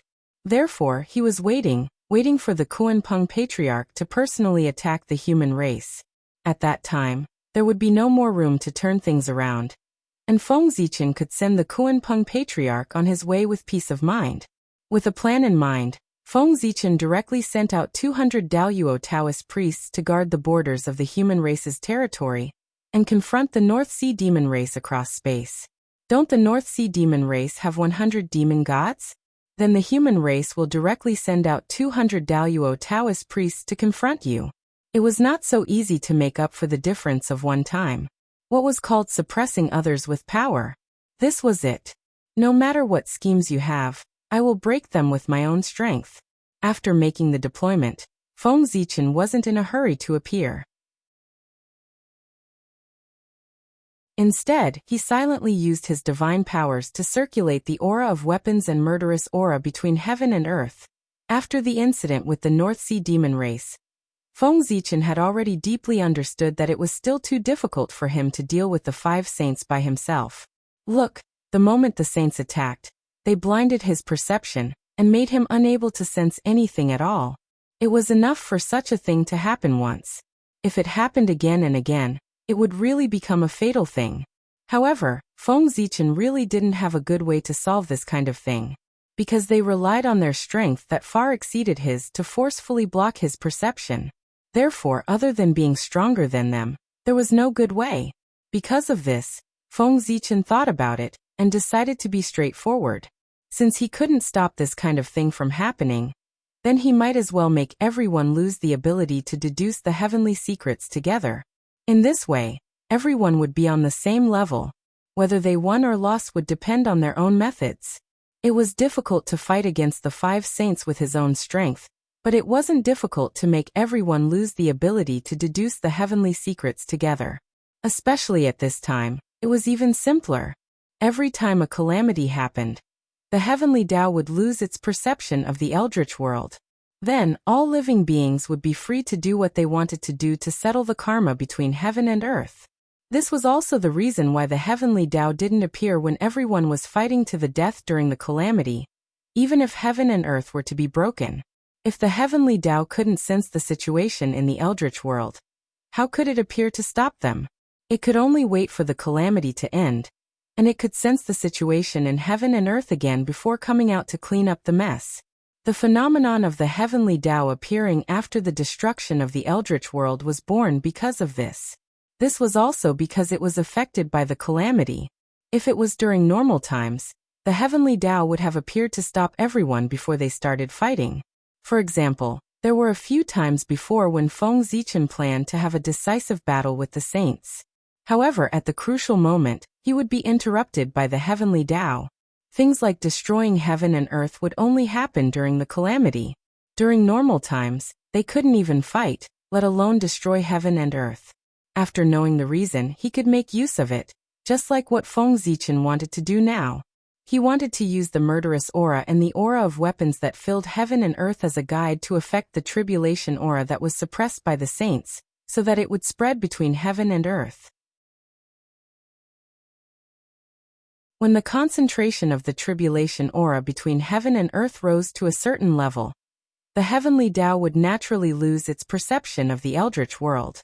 After the heavenly Tao lost its perception of the eldritch world, all living beings would be free. True freedom. They could do whatever they wanted. They didn't have to worry about being targeted by the heavenly Tao. Similarly, the deduction method that relied on the heavenly Tao had completely lost its effect during the period when the heavenly Tao was fading. Even the saints couldn't deduce anything during the calamity. If not, how could the Jie school of the later generations lose so miserably? His disciples went to die one after another, but the Grand Master of Heaven didn't react at all. Wasn't it because he couldn't predict the situation of his disciples? He thought that his disciples were all following his instructions and chanting in their cave abodes. The North Star Emperor was the master of war. Controlling the power of weapons between heaven and earth was Feng Zichen's responsibility.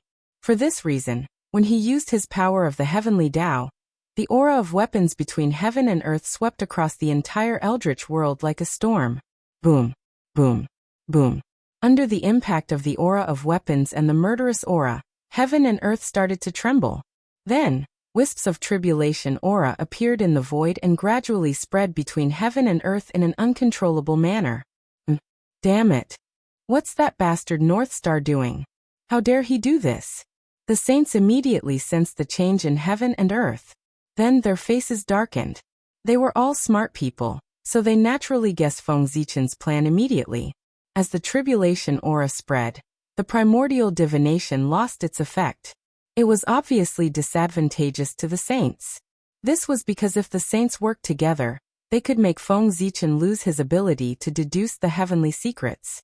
However, Feng Zichen couldn't make them lose their ability to deduce the heavenly secrets.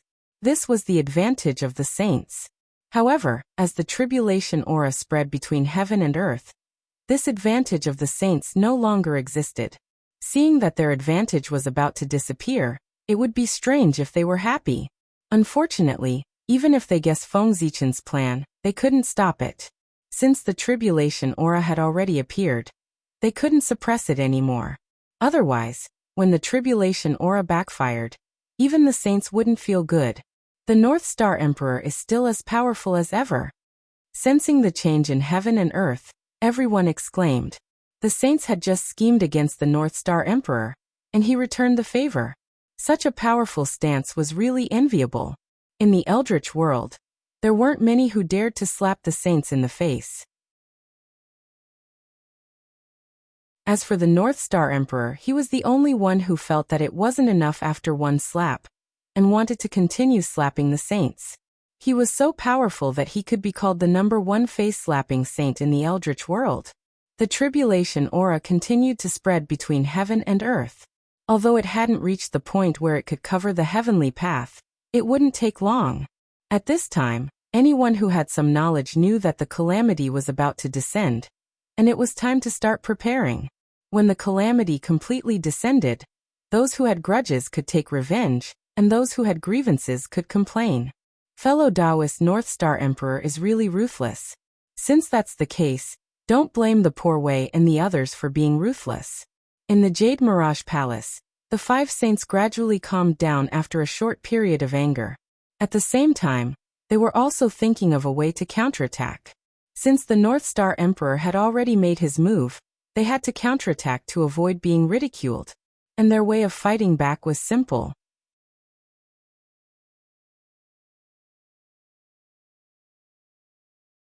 Chapter 742. That was Heaven and Earth Isolation. Millions of years ago, Emperor Zhuanxu followed the will of heaven and earth and developed the Sea of Laws, establishing the situation of the human race ruling the primordial world in one fell swoop. But now, the role of the Sea of Laws had been understood by the world. It might have restrictions on ordinary cultivators, but to important figures, it was almost like a decoration. There were too many ways to avoid it. Look at now, the various races in the primordial world were constantly conquering, but no one was forcefully led to the heaven realm. This meant that the world already had a way to avoid the Sea of Laws. But even so, it only meant that the Sea of Laws had lost its effect, not that heaven and earth isolation had lost its effect. With the Sea of Laws between heaven and earth, there were still many people in the heaven realm who could not come down. But the human race could come and go freely. This was the advantage of the human race. The current situation was that the human race could go up, but they were unwilling to go up. The heaven realm wanted to come down, but they could not. Therefore, what the saints wanted to do was to eliminate the advantage of the human race, reopen the passage between heaven and earth, and abolish the heaven and earth isolation. One had to know that after Emperor Zhuanxu severed the heaven and earth isolation, apart from a small portion of the innate races who were enemies of the human race, most of them entered the heaven realm. They cultivated and recuperated in the heaven realm, secretly accumulating strength in order to counterattack the human race in the future and reoccupy the primordial world. But the Sea of Law was placed horizontally there, completely blocking off the passageway for them to counterattack. No matter how they increased their strength, it was useless if they could not come down. In the current world, the North Sea demon race attacked the human race and delayed most of the human race's energy. It was a good opportunity for them to counterattack the human race. If they missed this opportunity, with the strength of the heavenly realm's races, they would never have any hope of counterattacking the human race. Unfortunately, they could not come down. However, if the heaven and earth isolation was broken, the situation would be completely different.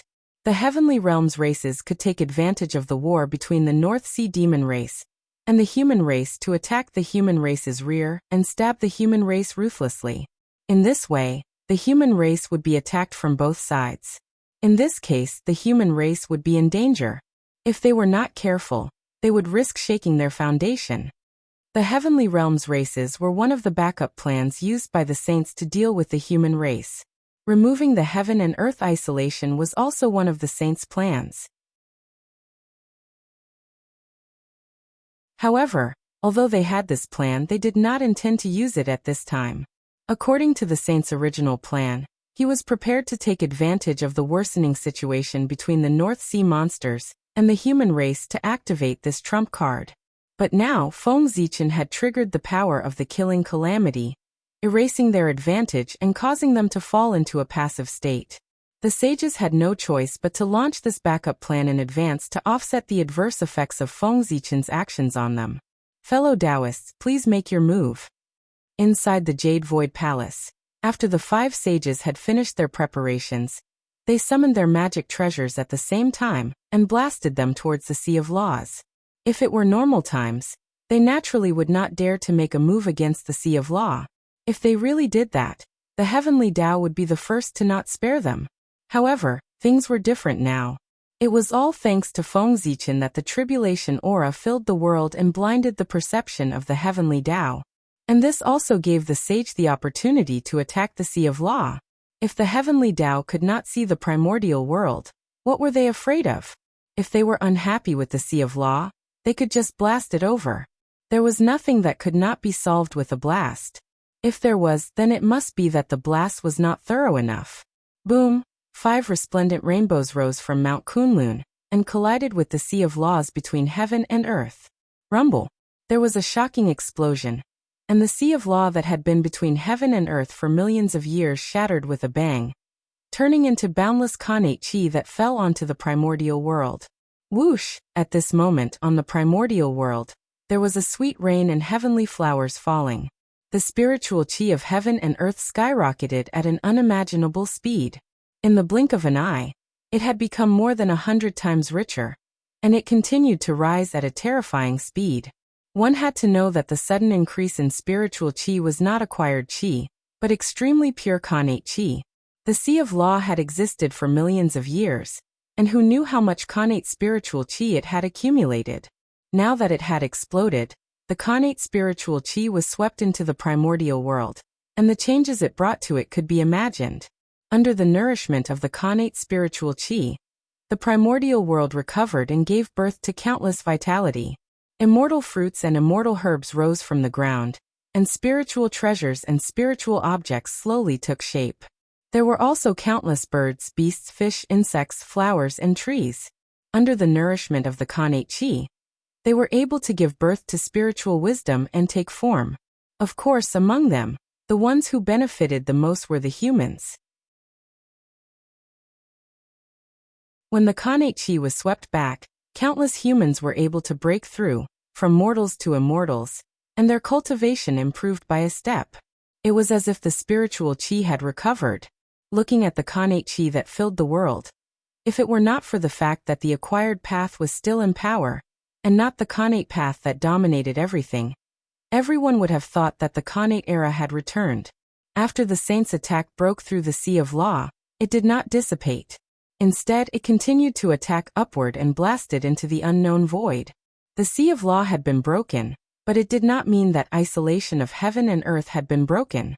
This was because the Sea of Law was only a heaven and earth barrier created by Great Emperor Ziwei when he channeled the power of heaven and earth.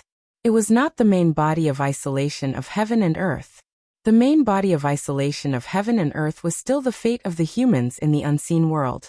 Only by repelling the fate of the humans that shrouded between heaven and earth would isolation of heaven and earth be completely broken. Only then would the passageway between the two realms be connected, allowing everyone to come and go. Although the fate of the humans was strong, how could it fight against the joint forces of 5 saints? Not to mention, the fate that shrouded between heaven and earth was only a part of the fate of the humans. It was even more impossible to fight against the saints. With a boom, the portion of the fate of the humans that shrouded between heaven and earth was repelled by the saints. It rumbled back and merged with the fate of the humans once again. Rumble. At this moment, the fate of the humans shook violently. The 3 sovereigns and 5 emperors who were guarding the fire cloud cave used all their strength to suppress this tremor. The fate of the humans that had been cut off from the return of heaven and earth soared. Feng Zichen's strength naturally rose as well, and became stronger. Oh no! We've been tricked. The moment they saw the sea of laws shatter and the innate spirit chi return, the 5 saints in the Jade Void Palace understood that they had been tricked by Feng Zichen. He had long known that someone would destroy isolation of heaven and earth, so he had made arrangements inside in advance. He was waiting for someone to destroy isolation of heaven and earth, so that the innate spirit chi inside would return to heaven and earth to increase the strength of the humans. Gao Chenghua is so cunning. After understanding that they had been tricked, the saints' faces darkened. After isolation of heaven and earth was broken, the advantage of the humans was erased, but it also caused the growth of the human strength to enter a spurt period. It was hard to tell whether it was good or bad. Fortunately, isolation of heaven and earth was broken by them in the end. Aha! In the human emperor palace, Feng Zichen could not help but laugh out loud when he felt the soaring fate of the humans. To be honest, Feng Zichen really did not expect that the saints would destroy isolation of heaven and earth. However, he knew that sooner or later, someone would not be able to resist attacking the Sea of Laws. There was no other reason than isolation of heaven and earth was too much of a hindrance and affected the freedom of some people. Therefore, from the beginning, isolation of heaven and earth was destined to not last long. To be honest, isolation of heaven and earth could last for more than 10 million years, which was already greatly beyond Feng Zichen's expectations. The great divine masters of the untainted land were more tolerant than he had imagined. Since he had long expected that the Sea of Laws would be destroyed, how could Feng Zichen not make preparations early? He secretly used a method to turn the entire Sea of Laws into spirit chi, waiting for it to break so that he could give back to heaven and earth. He did not expect that a casual move back then would actually plot against the saints. It was really fate. It was a pity that the innate spirit chi was rootless. Although there was a lot of it, under the consumption of countless cultivators, it would be exhausted in at most 10,000 years. However, it was also good to be able to last for 10,000 years. It was enough to bring about a lot of changes to this world. When isolation of heaven and earth disappeared, the cultivators of the heaven realm immediately sensed it. Then, they knew that their chance to counterattack the untainted land had come. Therefore, under the lead of the 10 Daoyuo Taoist priests, more than 108 races in the heaven realm secretly descended to the lower realm, planning to take advantage of the human race's unpreparedness to give them a ruthless blow. These were the innate 100 races, which could also be called the heaven realm's 100 races. This race thought that their actions were extremely secretive, and that no one would notice. However, they did not know that their actions were all seen by the 3 emperors, Great Emperor Ziwei, Jade Emperor, and Great Emperor of the South Pole, as the masters of the heaven realm. If someone was causing trouble under their noses and they could not detect it, then they would be a little useless as emperors. In the Hall of Enlightenment of the Heavenly Court, the 3 emperors of the Heavenly Court gathered together and silently watched the actions of the 100 races. Fellow Taoist Ziwei, do you want to help fellow Taoist Gaochen? The current situation of the human race is not very optimistic. With the addition of the innate 100 races, the human race is really in danger. Suddenly, Jade Emperor turned his head and said to Great Emperor Ziwei. After the death of Gaochen, Haotian had stopped the 2 great emperors of the Ziwei and South Pole from avenging him. Haotian had always felt guilty towards him. Therefore, now that he saw that Gaochen was in trouble, Haotian wanted to help him without hesitation to clear his thoughts. Cultivation, cultivation, cultivation. Cultivation was about freedom. If one's thoughts were not clear, how could one cultivate the Tao? It was because of this that Haotian did not hesitate to stand on the side of Gaochen in this war. It was not for anything else but to clear his thoughts. Right now, Haotian really did not have any desires. He was just waiting to break through to primordial chaos Daoyuo Jingxian, so that he could step down from his position as Celestial Emperor and live a carefree life. No need. In the ancient times, the 10,000 races joined forces and still could not defeat the human race. Now that there are only 100 races left, they are even less of a match for the human race. We don't need to worry about Gaochen. If he is no match for the human race, he will naturally ask for our help.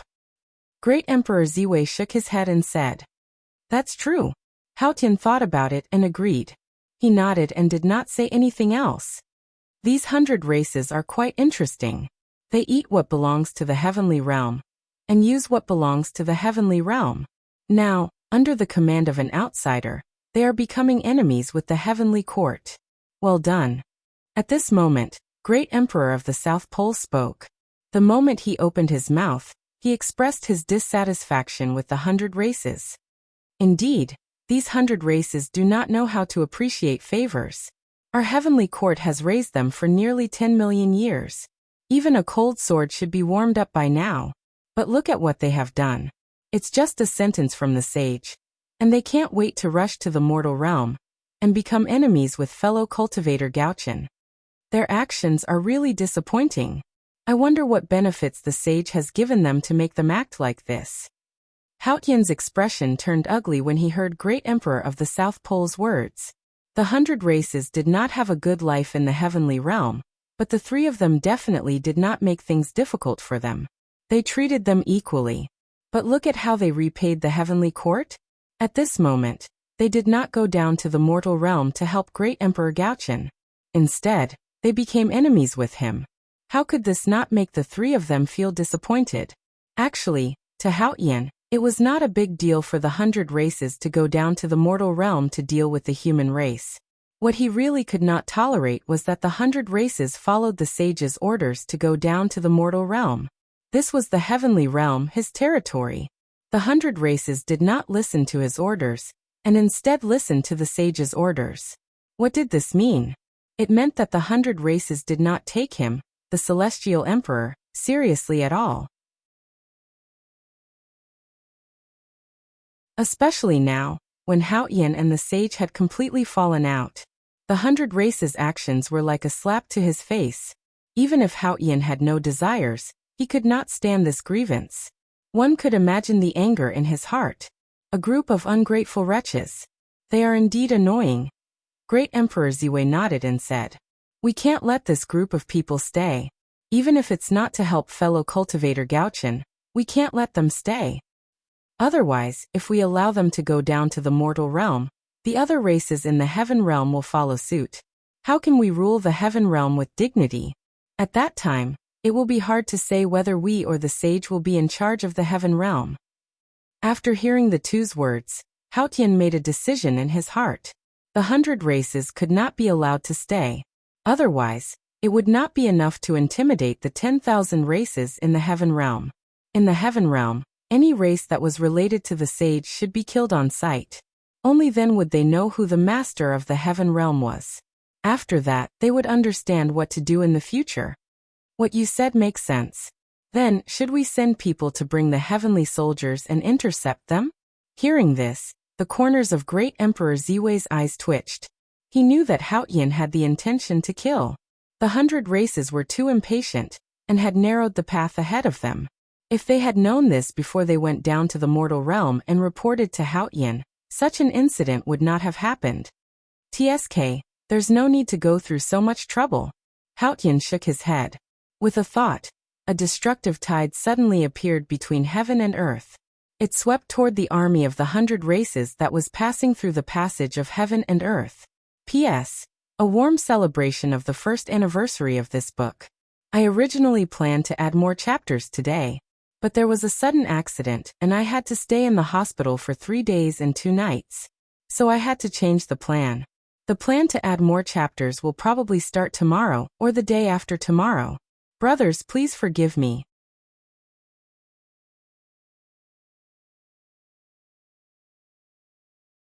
Chapter 743.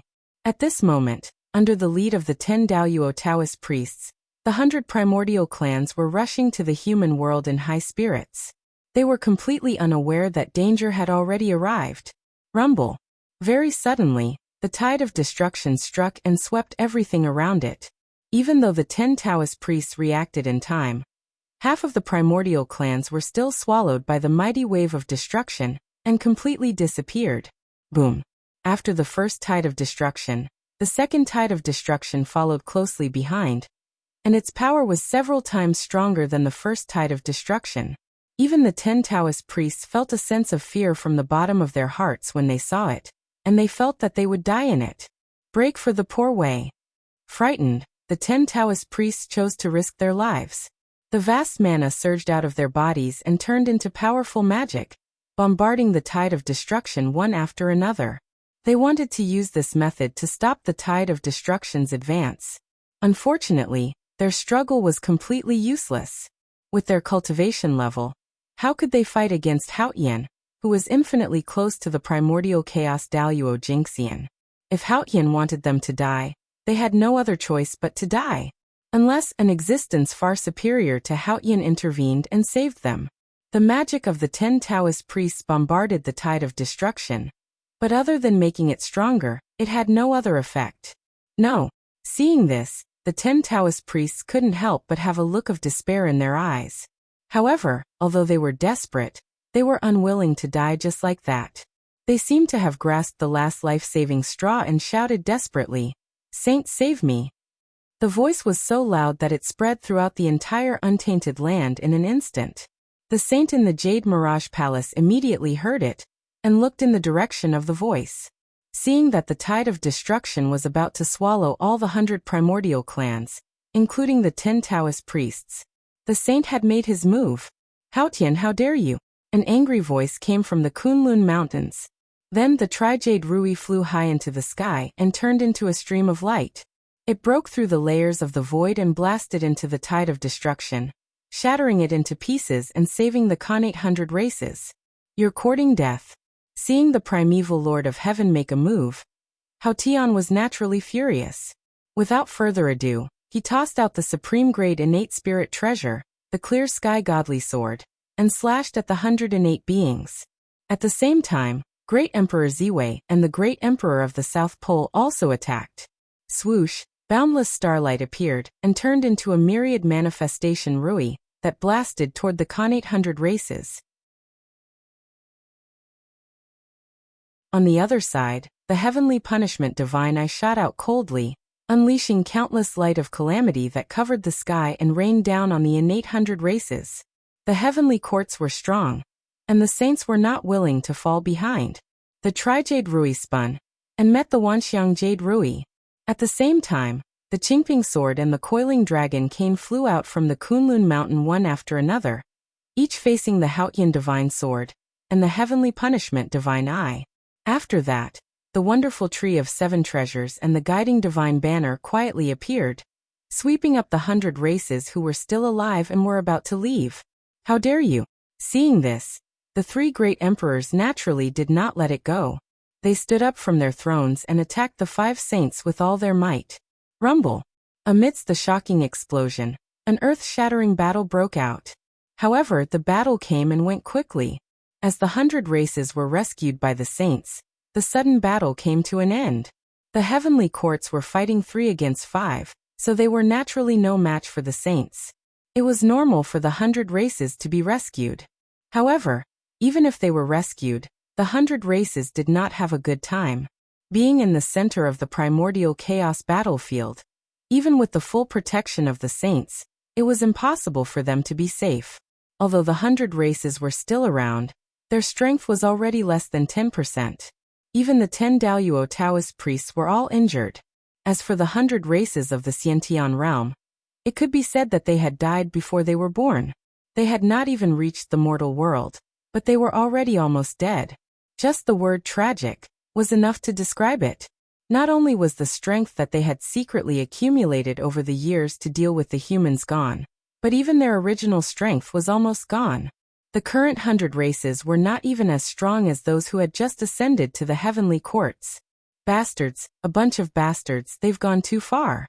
In the Hall of Enlightenment, Haotian could not help but curse. At the same time, he wanted to make a move and wipe out the remaining strength of the 100 races in the heavenly realm. However, at this moment, Great Emperor Ziwei stepped in to stop him. "Hey, fellow Taoist Haotian, please calm down. Fellow Taoist, you've already made a move once just now. If you continue to make a move now, you'll inevitably be ridiculed." Great Emperor Ziwei shook his head and said, "It was just to deal with a small 100 races.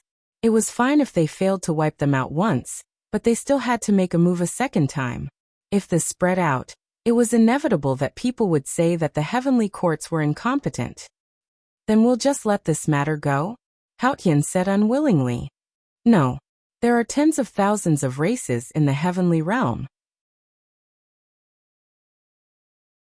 The saints can mobilize the 100 races, but they definitely can't mobilize the 10,000 races.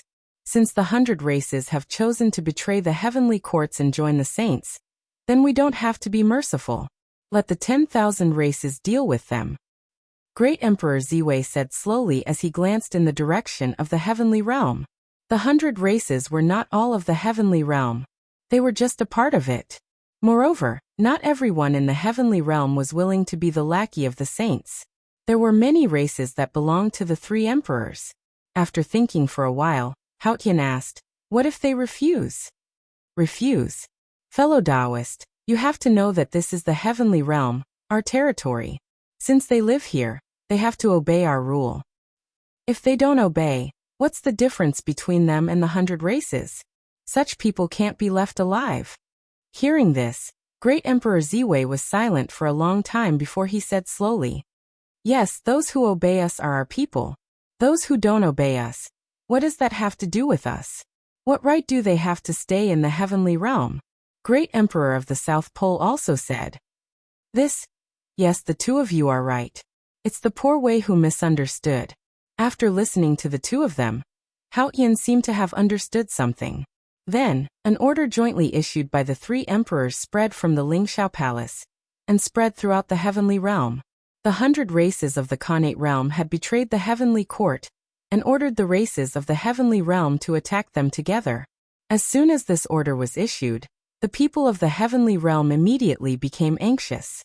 The races that were enemies of the 100 races took this opportunity to mobilize their troops and occupy the territories left behind by the 100 races.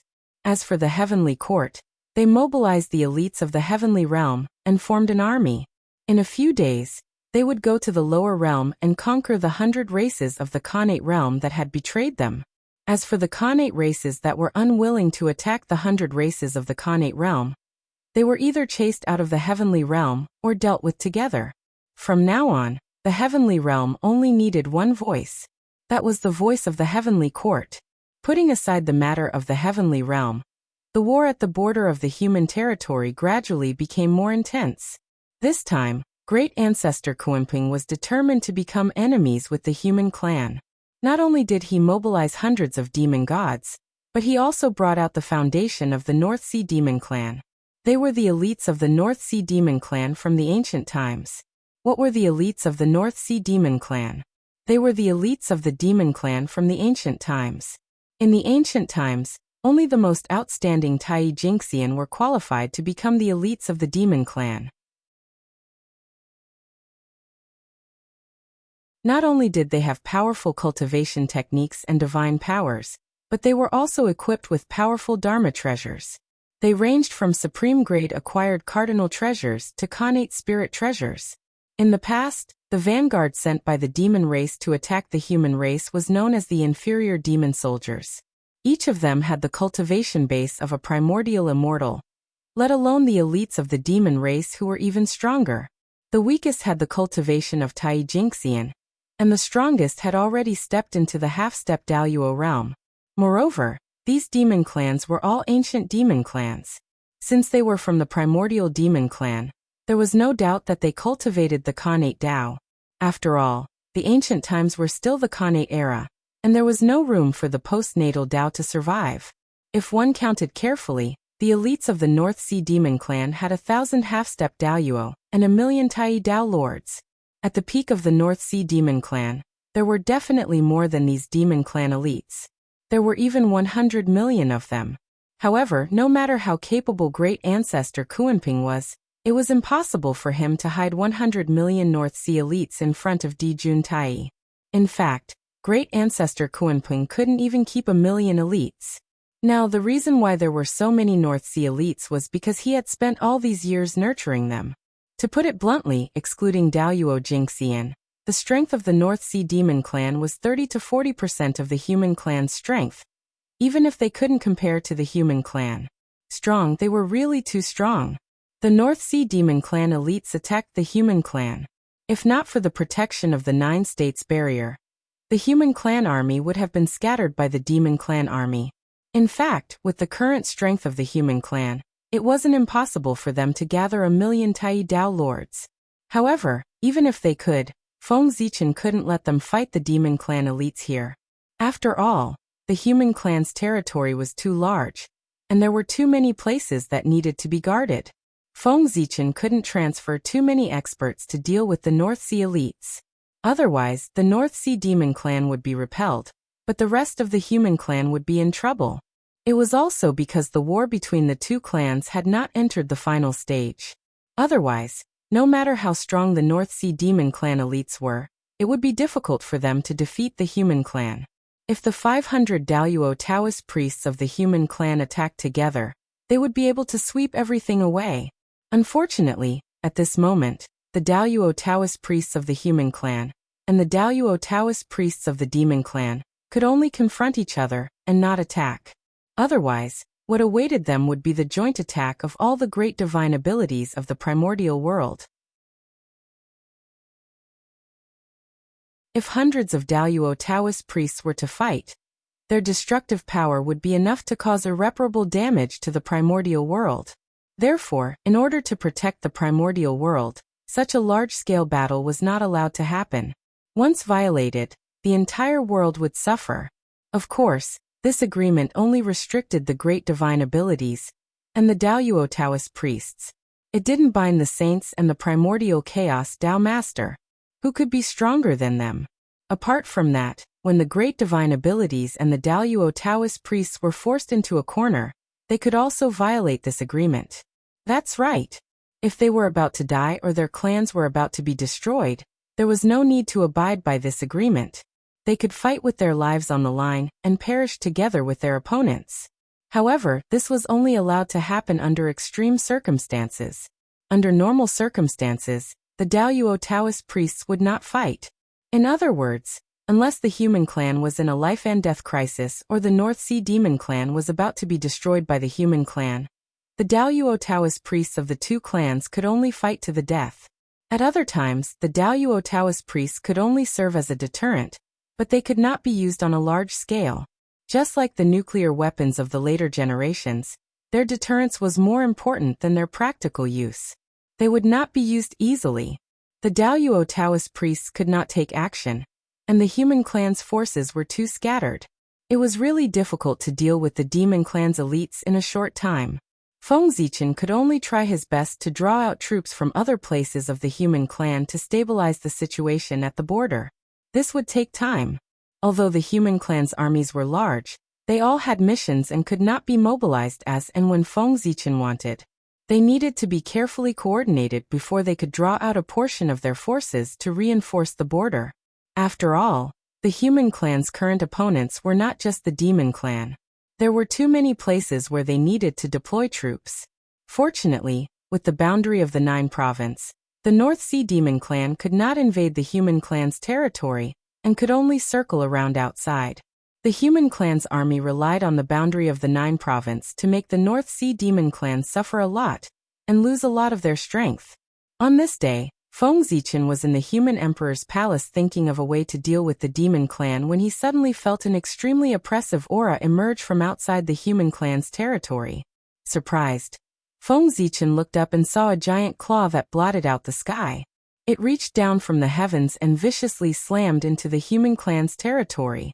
With a boom, the giant claw slammed into the boundary of the Nine Province, causing it to shake violently. Then, with a snap sound, the seemingly indestructible spirit formation of the Nine Provinces shattered with a loud bang. The boundary of the Nine Province was broken. The boundary of the Nine Province that had protected the human clan for millions of years was broken. At this moment, most of the human clan's hearts were filled with fear. However, Feng Zichen was unmoved.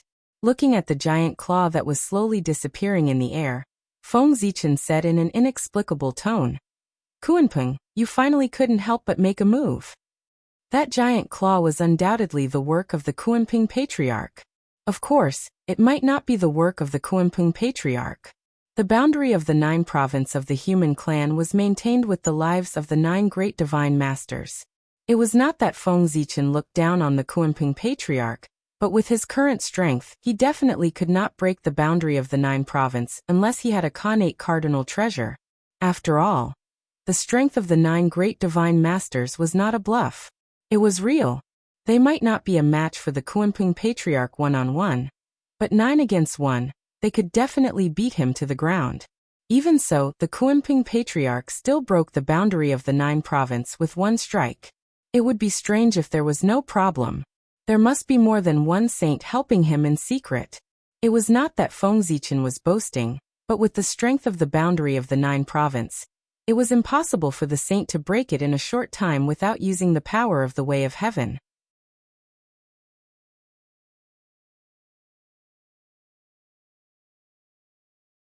Chapter 744. At the very least, it couldn't be done in one move. Of course, this referred to a sage. If several sages joined forces, they could indeed break the boundary of the 9 provinces in one move. Just like the current situation. Alas, what a pity, Kunpeng. Feng Zichen sighed and said with a little pity. The great ancestor Kunpeng had chosen to be his enemy, and had embarked on a dead end. Standing up from the throne, Feng Zichen released his divine thought, and tried to restore the boundary of the 9 provinces. But at this moment he encountered resistance. As the 9 cauldrons trembled, 5 supreme powers appeared. They firmly imprisoned 5 of the cauldrons, causing them to be unable to connect with the other 4 cauldrons. That was the power of the 5 sages. They hid their magic in the giant claws of the great ancestor Kunpeng. While helping him break the boundary of the 9 provinces, they also secretly penetrated the core of the boundary of the 9 provinces, where the 9 cauldrons were. Rumble. No matter how the remaining 4 cauldrons trembled, they could not break through the blockade of the sage's power, and awaken the 5 cauldrons that were sealed. With the 5 cauldrons sealed, the chi of the 9 cauldrons could not be connected. The power of the boundary of the 9 provinces was reduced by half. Go. With a thought, a majestic power gushed out of Feng Zichen's body and blasted toward the 9 cauldrons to help them break the blockade of the 5 sages. Rumble. At this moment, the human domain began to shake violently. 2 supreme forces clashed and collided in the depths of the earth, causing devastating shockwaves to surge out. After a few breaths, Feng Zichen withdrew his power with a dignified face. He had to admit that with his own strength, even with the help of the 9 cauldrons, he was far from being a match for the 5 sages. He could not shake the power of the 5 sages at all to help the 9 cauldrons break the seal. It seems that the boundary of the 9 provinces cannot be used in a short time. Feng Zichen sighed and said helplessly. Although he was helpless, his tone was not too surprised. That's right, it was expected. The sages had broken the boundary of the 9 provinces. How could they let Feng Zichen repair it in a short time? Then what was the meaning of the saints' intervention? However, although the power left behind by the 5 saints had sealed the 5 cauldrons, this was only temporary. Their powers were ultimately rootless duckweeds that would slowly be obliterated by the 9 cauldrons over time, and become nutrients for their growth. At that time, the barrier of the 9 provinces would reappear in an even stronger form. This was inevitable and irreversible, but it required time. At least 1,000 years, and at most 10,000 years. During this period of time, the barrier of the 9 province had completely lost its function. No matter what race they were, they could freely enter and leave the borders of the human race. The moment the boundary of the 9 states shattered, the elites of the North Sea moved. Like a sharp sword, they directly pierced through the human army and rushed into the human territory. If the reinforcements from other places had not arrived in time and joined forces with the human army to block the North Sea elites, they would have been able to charge straight into the ancestral land of the human race. Troublesome. In the human emperor palace, Feng Zichen could not help but shake his head when he saw the scene outside the border. He was very disappointed with the performance of the human army. Even if the North Sea elites were very strong, without the barrier of the 9 provinces, the human army could not be so easily broken through. This behavior could no longer be described as incompetent. Alas, the human race is really getting worse with each generation. Shaking his head in disappointment, Feng Zichen said, Now his expression was like a high school teacher complaining that they were the worst class he had taught. It's a pity that the human race of the mini-primitive world can't appear in the primitive world for the time being. Otherwise, how could the North Sea elites have the chance to be arrogant? Inexplicably, Feng Zichen thought of the human race in the mini-primitive world. That was the real elite of the human race. Their strength was not weaker than the elite of the demon race at all. In fact, they were even stronger. However, that was Feng Zichen's last trump card. He had to use it at the most critical moment to give the saint a surprise. It would be a waste to use it on the North Sea elites now. Wait, he still had to wait. When the saint thought that victory was in his hands, it would be time for the real elites of the human race to appear. Now, the battle between Feng Zichen and the saint was to reveal each other's trump cards. It was to see who had more hidden trump cards and who was stronger. Whoever used up their trump cards first would have lost most of this battle. Although he was very disappointed with the young people of the human race, Feng Zichen could not really leave them alone. If the human race's frontline army was really defeated by the North Sea elites, then the ordinary humans in the human race's territory would suffer. The North Sea demons would not pity them. They would definitely turn them into blood food to become resources for their own improvement. Therefore, out of consideration for the mortals in the human territory, Feng Zichen decided to reveal a trump card. He released his divine consciousness, crossed the endless void, and came to a battlefield full of devastation.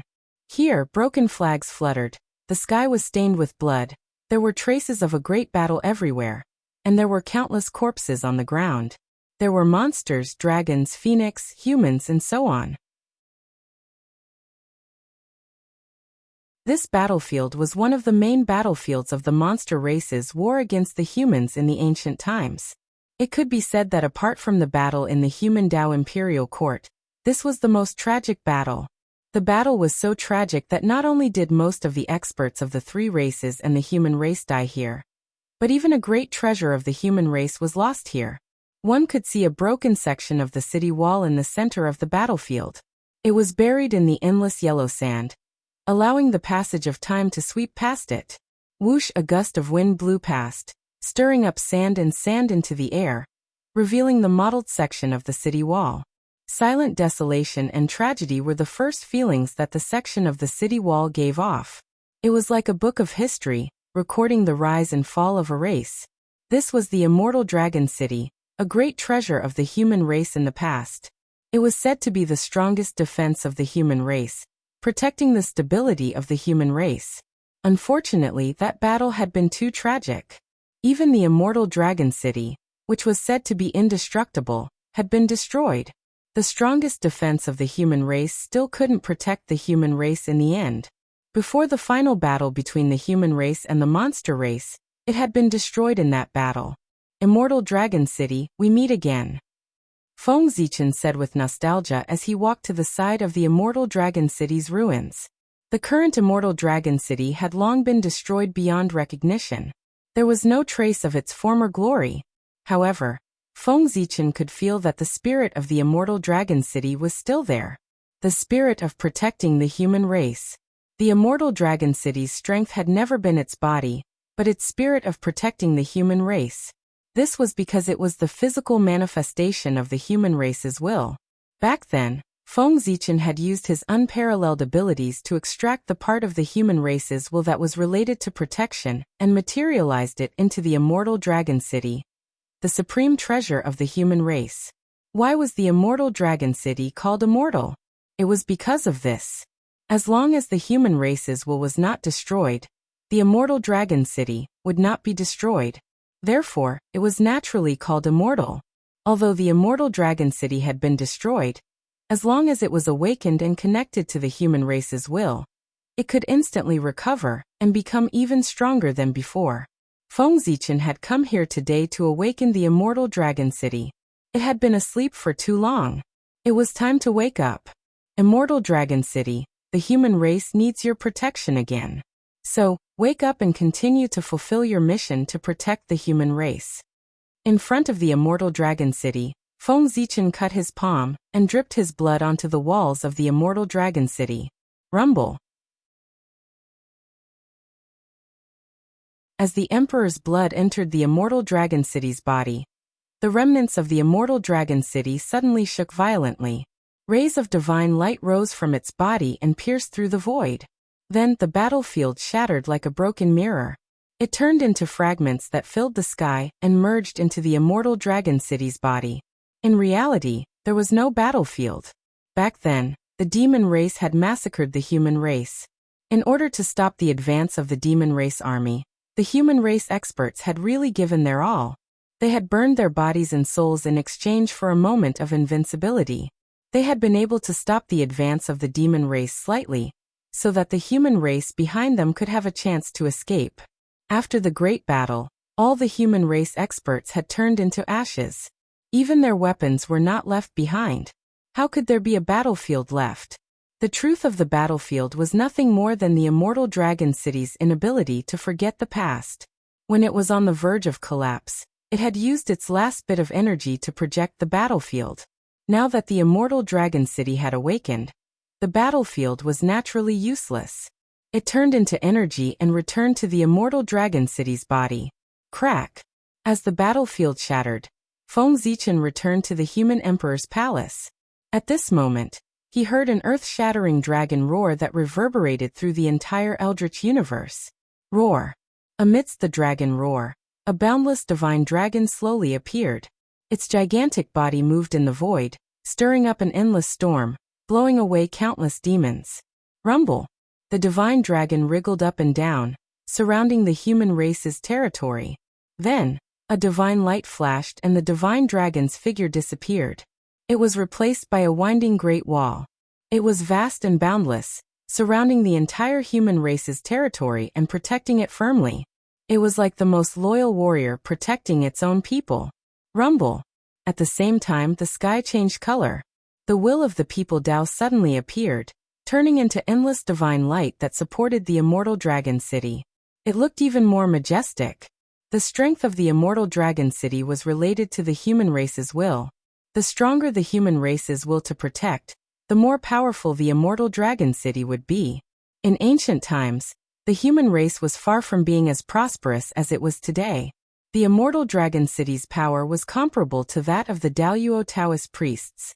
Now that the human race's strength was much greater than that of ancient times, the immortal Dragon City's power naturally rose with the tide. Although it still could not compare to a saint, it had reached the half-step primordial chaos level. Rumble! As soon as the immortal Dragon City appeared, its vast power swept out, sweeping away the demon army that had charged into the human race's territory. The boundary of the Nine Province was broken, and the immortal Dragon City appeared. In an instant, the human race regained its stability. That's the immortal Dragon City of the human race. I didn't expect that this treasure was not destroyed in ancient times. Instead, it was hidden by the North Star and only taken out now. Seeing the great wall that suddenly appeared outside the human race's territory, the saint's eyes narrowed slightly. He recognized its origin. In fact, he was not the only one.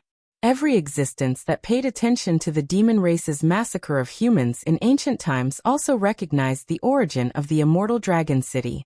After all, the groundbreaking feat of using one's will to refine a treasure was truly unforgettable. The North Star has so many trump cards. He used the immortal Dragon City today, which reminded the poor way of something. In the later stages of the Great War between humans and demons, Tai used all his strength to seal a human city, the Imperial Court of Human Dao. That was also the place the North Star used to set up the Chaos Formation back then. Now that I think about it, it's probably also one of the North Star's trump cards.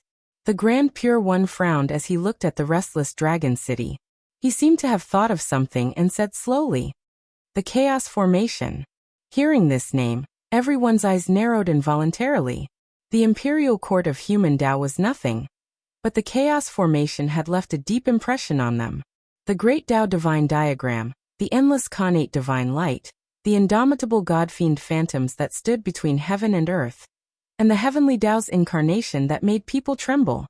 They had never thought that, before the Chaos Formation appeared, no one had thought that there would be a formation that could directly summon the heavenly Dao's incarnation.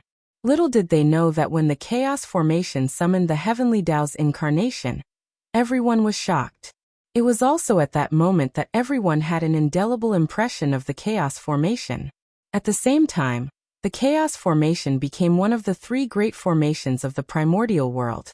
Yes, that's right. There were 4 of the 3 great formations, just like the 4 heavenly kings had 5. This should be common knowledge. I almost forgot that the North Star still had this trump card. We really can't be careless when facing him. After coming back to his senses, the primordial Lord of Heaven said with some lingering fear, he really didn't think of the chaos formation. After all, the imperial court of human Tao hadn't appeared in front of everyone for too long. It had long been forgotten by the world. Perhaps the news of the imperial court of human Tao hasn't spread in the primordial world because the North Star deliberately blocked it. His goal was to wait for this moment. For some reason, Taoist Kundi thought. However, it didn't matter. Since they had noticed it in advance, they could make preparations early. The effect of the North Star's trump card would undoubtedly be greatly reduced. If they could still be tricked by the North Star under such circumstances, it could only be said that they were really too useless. It was also because Feng Zichen couldn't hear their thoughts. Otherwise, he would definitely laugh out loud.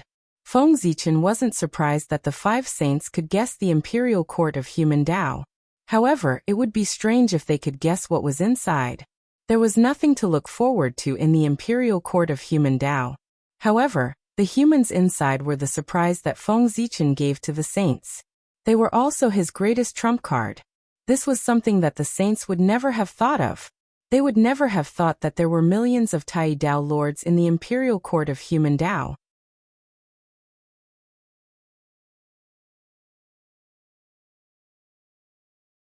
Chapter 745. The saints would never have thought that Feng Zichen still had control of the passage to the realm C. This huge difference in information was Feng Zichen's biggest advantage when facing the saints.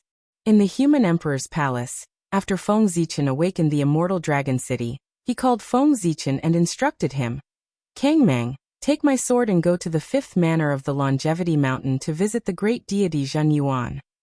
As he spoke, Feng Zichen took off the Zichen sword and handed it to Feng Kangmang. Your Majesty, what should I say after seeing the great deity Zhen Yuan? Feng Kangmang asked doubtfully after receiving the Zichen sword. Even if he was going to visit him, there had to be a reason. He could not just run over carelessly. After you see the great deity Zhen Yuan, don't say anything. Just wait for me and say hello to him.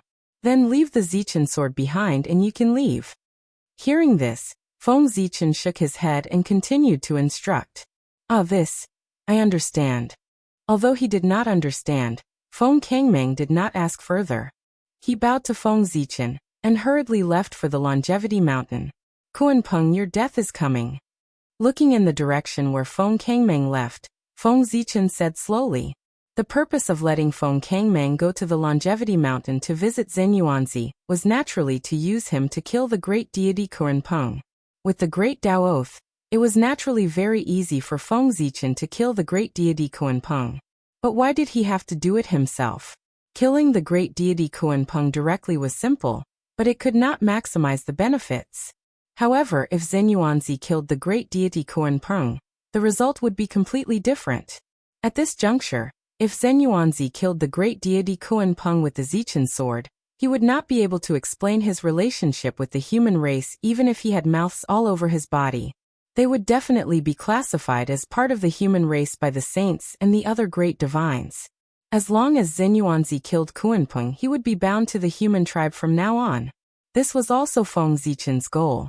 Not only did he kill ancestor Kuan-Peng, a great enemy of the human race, but he also got Zhen Yuanzi, a strong helper for the human race. As for why he chose Zhen Yuanzi and not others, it was naturally because Zhen Yuanzi and ancestor Kuan-Peng had a blood feud. For this reason, Feng Zichen was not worried that Zhen Yuanzi would refuse. This might be Zhen Yuanzi's only chance to kill ancestor Rock and avenge ancestor Hongyan. If Zhen Yuanzi missed this opportunity, he would never have the chance to kill Kuan-Peng. Therefore, he could not refuse. Besides, even if Zhen Yuanzi refused, it didn't matter. Feng Zichen is such a shrewd person. Do you think Zhen Yuanzi will be fine if he refuses? That would be too naive. He had many ways to force Zhen Yuanzi to agree. Over the years, not many people who were targeted by Feng Zichen could escape from his hands. Feng Kangmeng was a Taoist priest who had attained Daoyuo's fruit of Dao. His speed was naturally extremely fast. Therefore, it did not take long for him to reach the vicinity of Longevity Mountain. When he was still some distance away from Longevity Mountain, Feng Kangmeng walked out of the void and changed to walk to Fifth Manor Temple to show his respect to the ancestor of earthly immortals. In Fifth Manor Temple, Zhen Yuanzi, who was in seclusion, suddenly opened his eyes. He called for 2 Taoist children and ordered, "Qingfeng Mingyu, there is an important guest. Quickly go out and welcome him for me, so as not to be impolite." "Yes, master." As soon as he finished speaking, the 2 children walked out and bowed to Zhen Yuanzi. Then they walked towards the door. It's strange. Why would the human emperor send someone to the poor way? Zhen Yuanzi murmured to himself in confusion after the 2 had walked away. He did not understand why the human emperor sent someone to see him. Did he want him to get involved in this killing calamity? That was absolutely impossible. There were too many variables in this killing calamity, and people could not see the trajectory of its development. There was a faint tendency to evolve into a calamity that could destroy the world. He could not wait to avoid it. Why would he take the initiative to get involved? The human emperor should understand this. But why did he still send someone over? He really did not understand. Alas! The more he thought about it, the more worried Zhen Yuanzi became. He knew what kind of character the human emperor was. He was afraid that he did not come with good intentions. This was troublesome. With his small arms and legs, he really did not want to get involved in the battle between the human emperor and the saint, because he could not afford to offend either side. In fact, if it was only Feng Kangmeng who came, Zhen Yuanzi could totally refuse to see him. Zhen Yuanzi was just a Tao master. Even if he was the messenger of the human clan, Zhen Yuanzi did not want to see him, so Feng Zichen could not say anything. But from a distance, Zhen Yuanzi could feel the emperor's aura on Zichen's sword, which was enough to shake the world. Obviously, Feng Kangmeng came with the Zichen's sword. In this way, Zhen Yuanzi could not refuse to see him, because Feng Kangmeng came with the Zichen's sword, which meant that he came on behalf of the human emperor. If Zhen Yuanzi did not see him, he would be suspected of ignoring the human emperor. In this way, he would offend the human clan. So he had to see him. That was also why Zhen Yuanzi felt that he came with bad intentions. It was obviously not a good sign to come with a weapon in hand. "I am Feng Kangmeng of the human clan. Today, I come to see the great immortal Zhen Yuanzi under the order of the human emperor. Please show yourself." Feng Kangmeng shouted respectfully outside the 5 Villages temple. Squeak! As soon as he finished speaking, the gate of the 5 Villages temple opened from the inside, and 2 small figures walked out. "Are you the distinguished guest that Master mentioned? Master is already waiting for you inside. Please go in and meet him." Looking up at Feng Kangmeng and seeing that his cultivation was unfathomable, Qingfeng and Mingyu said, "I don't dare to call myself a distinguished guest, but I do come to see the great immortal Zhen Yuanzi. Since the great immortal has summoned me, please lead the way." "Poor way, thank you." Even in the face of 2 Taoist children, Feng Kangmeng was still very polite. These days, Taoist children were not to be trifled with. There was a saying that one should not bully a poor Taoist child. Look at Hao Yin of the Jade Pool, who was also a Taoist child. Now, not only was she the heavenly emperor and heavenly empress, but she could also wrestle with a sage. Her strength was not weak. They were the goal of all the Taoist children in the untainted land. Therefore, every Taoist child was a potential stock, especially the Taoist children of big shots. They were the most potential stock and could not be easily offended, because you would never know how far they could grow in the future. "Taoist priests, please come with us." Feng Kangmeng could call them young friends, but Qingfeng and Mingyu did not dare to call a Taoist priest a Taoist friend. They respectfully guided Feng Kangmeng to Zhen Yuanzi's place. Since Zhen Yuanzi said that Feng Kangmeng was a distinguished guest, his status must be unspeakably high. far beyond their own. Qin Feng and Mingyu knew that. Under their guidance, Feng Kangmeng soon saw Zenyuanzi. Greetings, great immortal. I'm Feng Kangmeng of the human tribe. Feng Kangmeng respectfully saluted the moment he saw Zenyuanzi. He had to be respectful. Zenyuanzi was the ancestor of earthly immortals recognized by heaven and earth. He had great merits. Disrespecting him would shorten one's life. Zenyuanzi nodded and asked. His Majesty asked you to see poor Wei. What's the matter? Hearing this, Feng Kangmeng took off the Zichen sword, raised it above his head with both hands, and bowed to Zenyuanzi. I'm here to greet the great immortal under the order of His Majesty, and to show this sword to you. Zichen sword? Show it to poor Wei? Zenyuanzi did not take the Zichen sword immediately, and asked in disbelief. Yes, is that what His Majesty said? Feng Kangmeng said affirmatively, handing the Zichen sword forward. Let poor Wei see the Zichen sword. I wonder what the human emperor is up to. Puzzled, Zenyuanzi took the Zichen sword from Feng Kangmeng's hand and looked at it carefully, trying to figure out what the human emperor was up to. But at this glance, Zenyuanzi could not help but narrow his eyes, and his face became serious.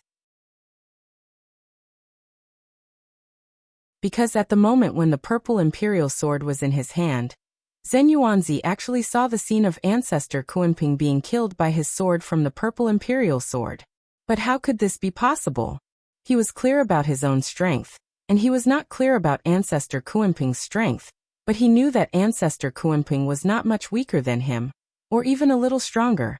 But no matter which possibility it was, it showed that he, Zenyuanzi, might have the strength to defeat ancestor Kuanping, but there was no possibility of killing him.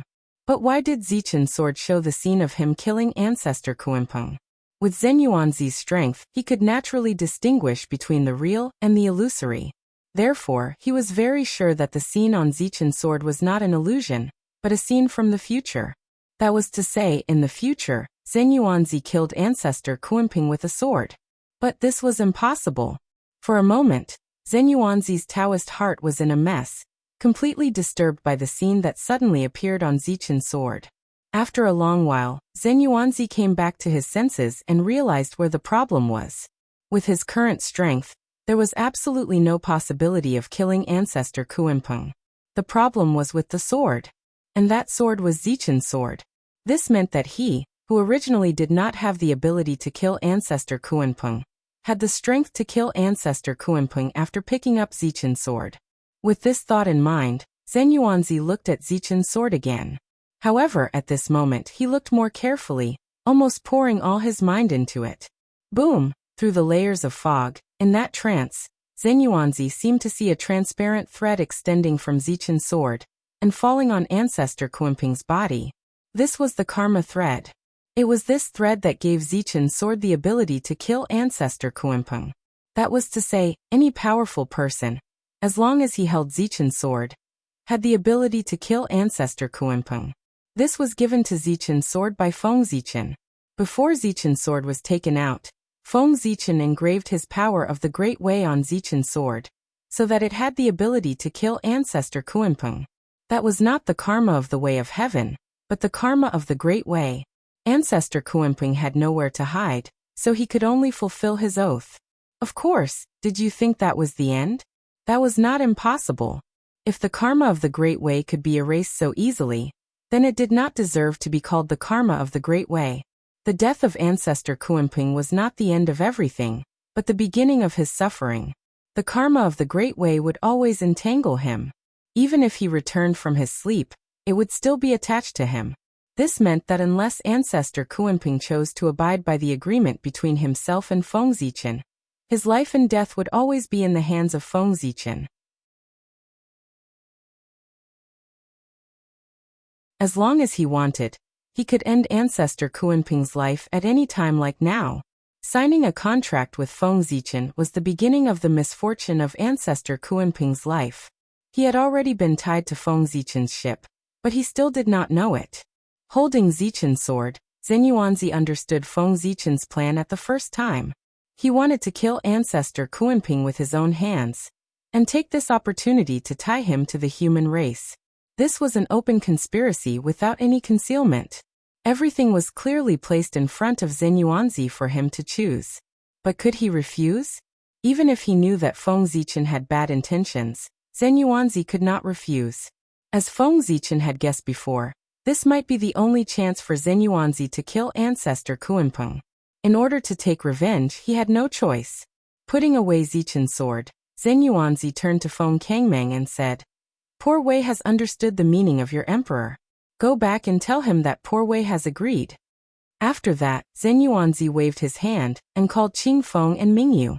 He ordered, "Go to the back garden and get 10 fruits. Give one of them to fellow Taoist Kangmeng to quench his thirst.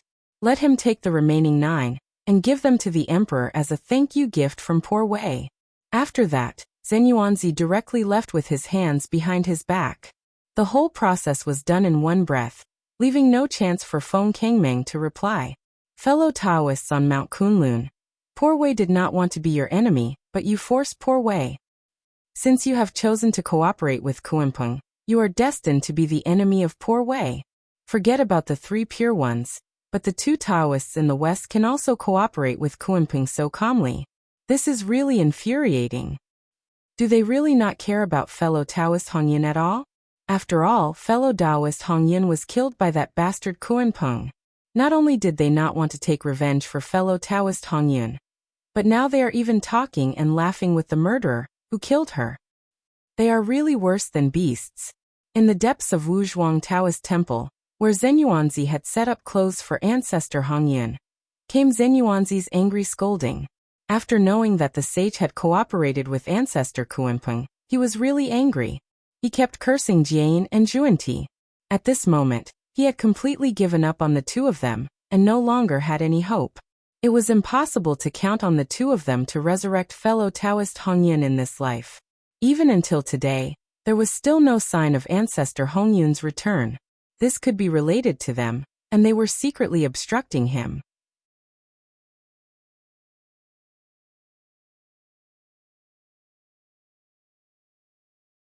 Chapter 746. Ancestor Red Cloud died in the middle of the Antiquity Age, when the sages had just attained Tao. Now this era was about to pass. History was about to turn over and enter a brand new era. The Antiquity Age was about to become the Archean Age. How long had it been since the middle of the Antiquity Age?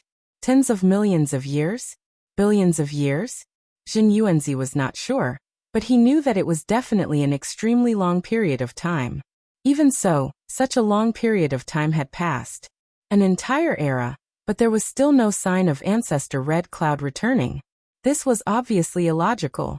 Ancestor Red Cloud was not Dijun, who had enemies all over the world. Even the sages were trying to stop his return. He only had Ancestor Rock and Ancestor Nether River as his enemies. The 2 of them did not have the ability to hide from Zhen Yuanzi and stop Ancestor Red Cloud's return.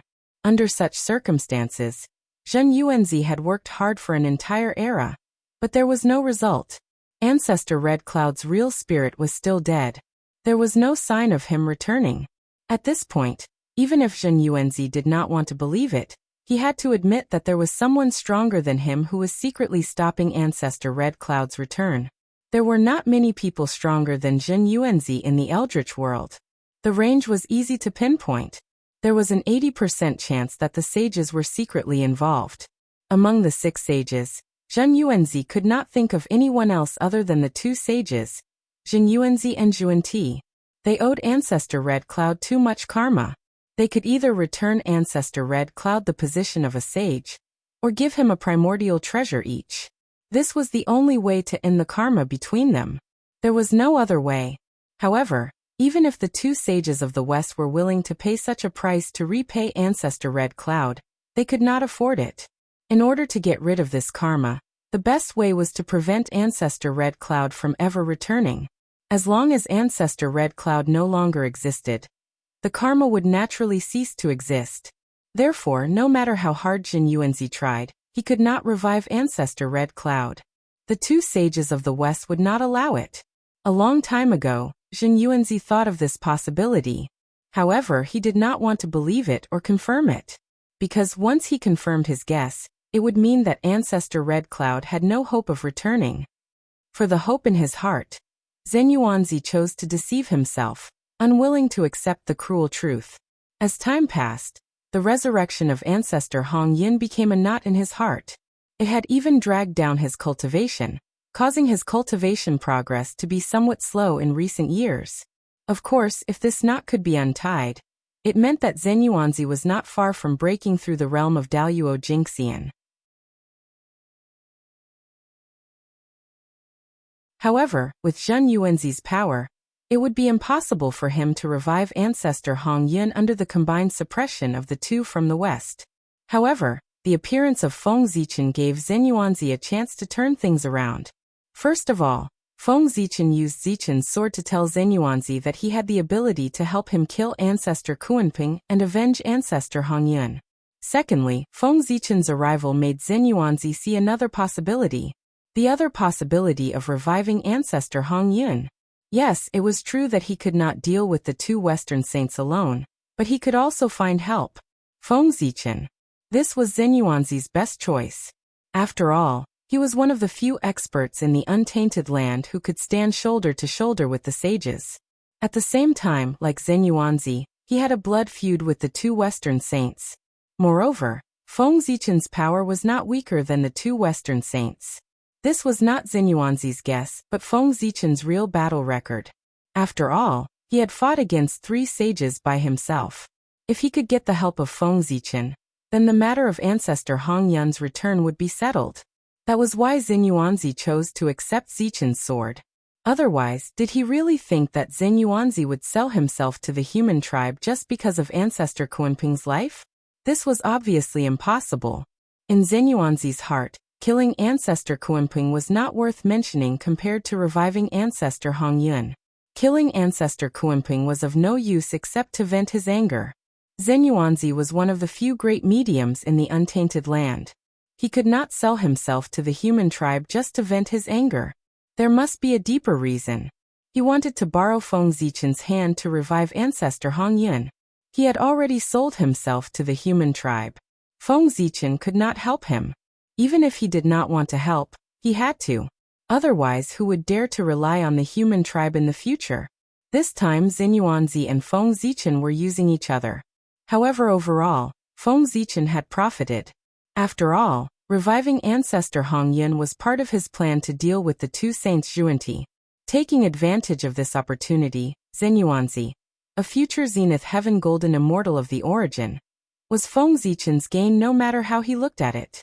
When ancestor Hong Yun was revived in the future, and Zhen Yuanzi became the primordial chaos Daluo Jingxian, the human tribe would have 2 more supreme beings. After that, if the 3 sovereigns also attained Dao, the scene would be TSK, TSK, TSK, it would be spectacular. By then, the human tribe would have the capital to fight against the saints. They would be able to say no to the arrangements of the saints. This was what Feng Zichen was looking forward to. He firmly believed that the day would come soon. Zhuanti, when ancestor Hong Yun returns, poor Wei and Zhuanti will definitely settle the karma of all these years with you 2 brothers. After worshipping ancestor Hong Yun again, Zhen Yuanzi said with murderous intent. At this moment, with the change of his thoughts, the hatred in his heart for Zhuanti and Zhuanti could no longer be suppressed. Almost all of it surged out in an instant and surged in his heart. It was difficult to calm down, and it was difficult to calm down.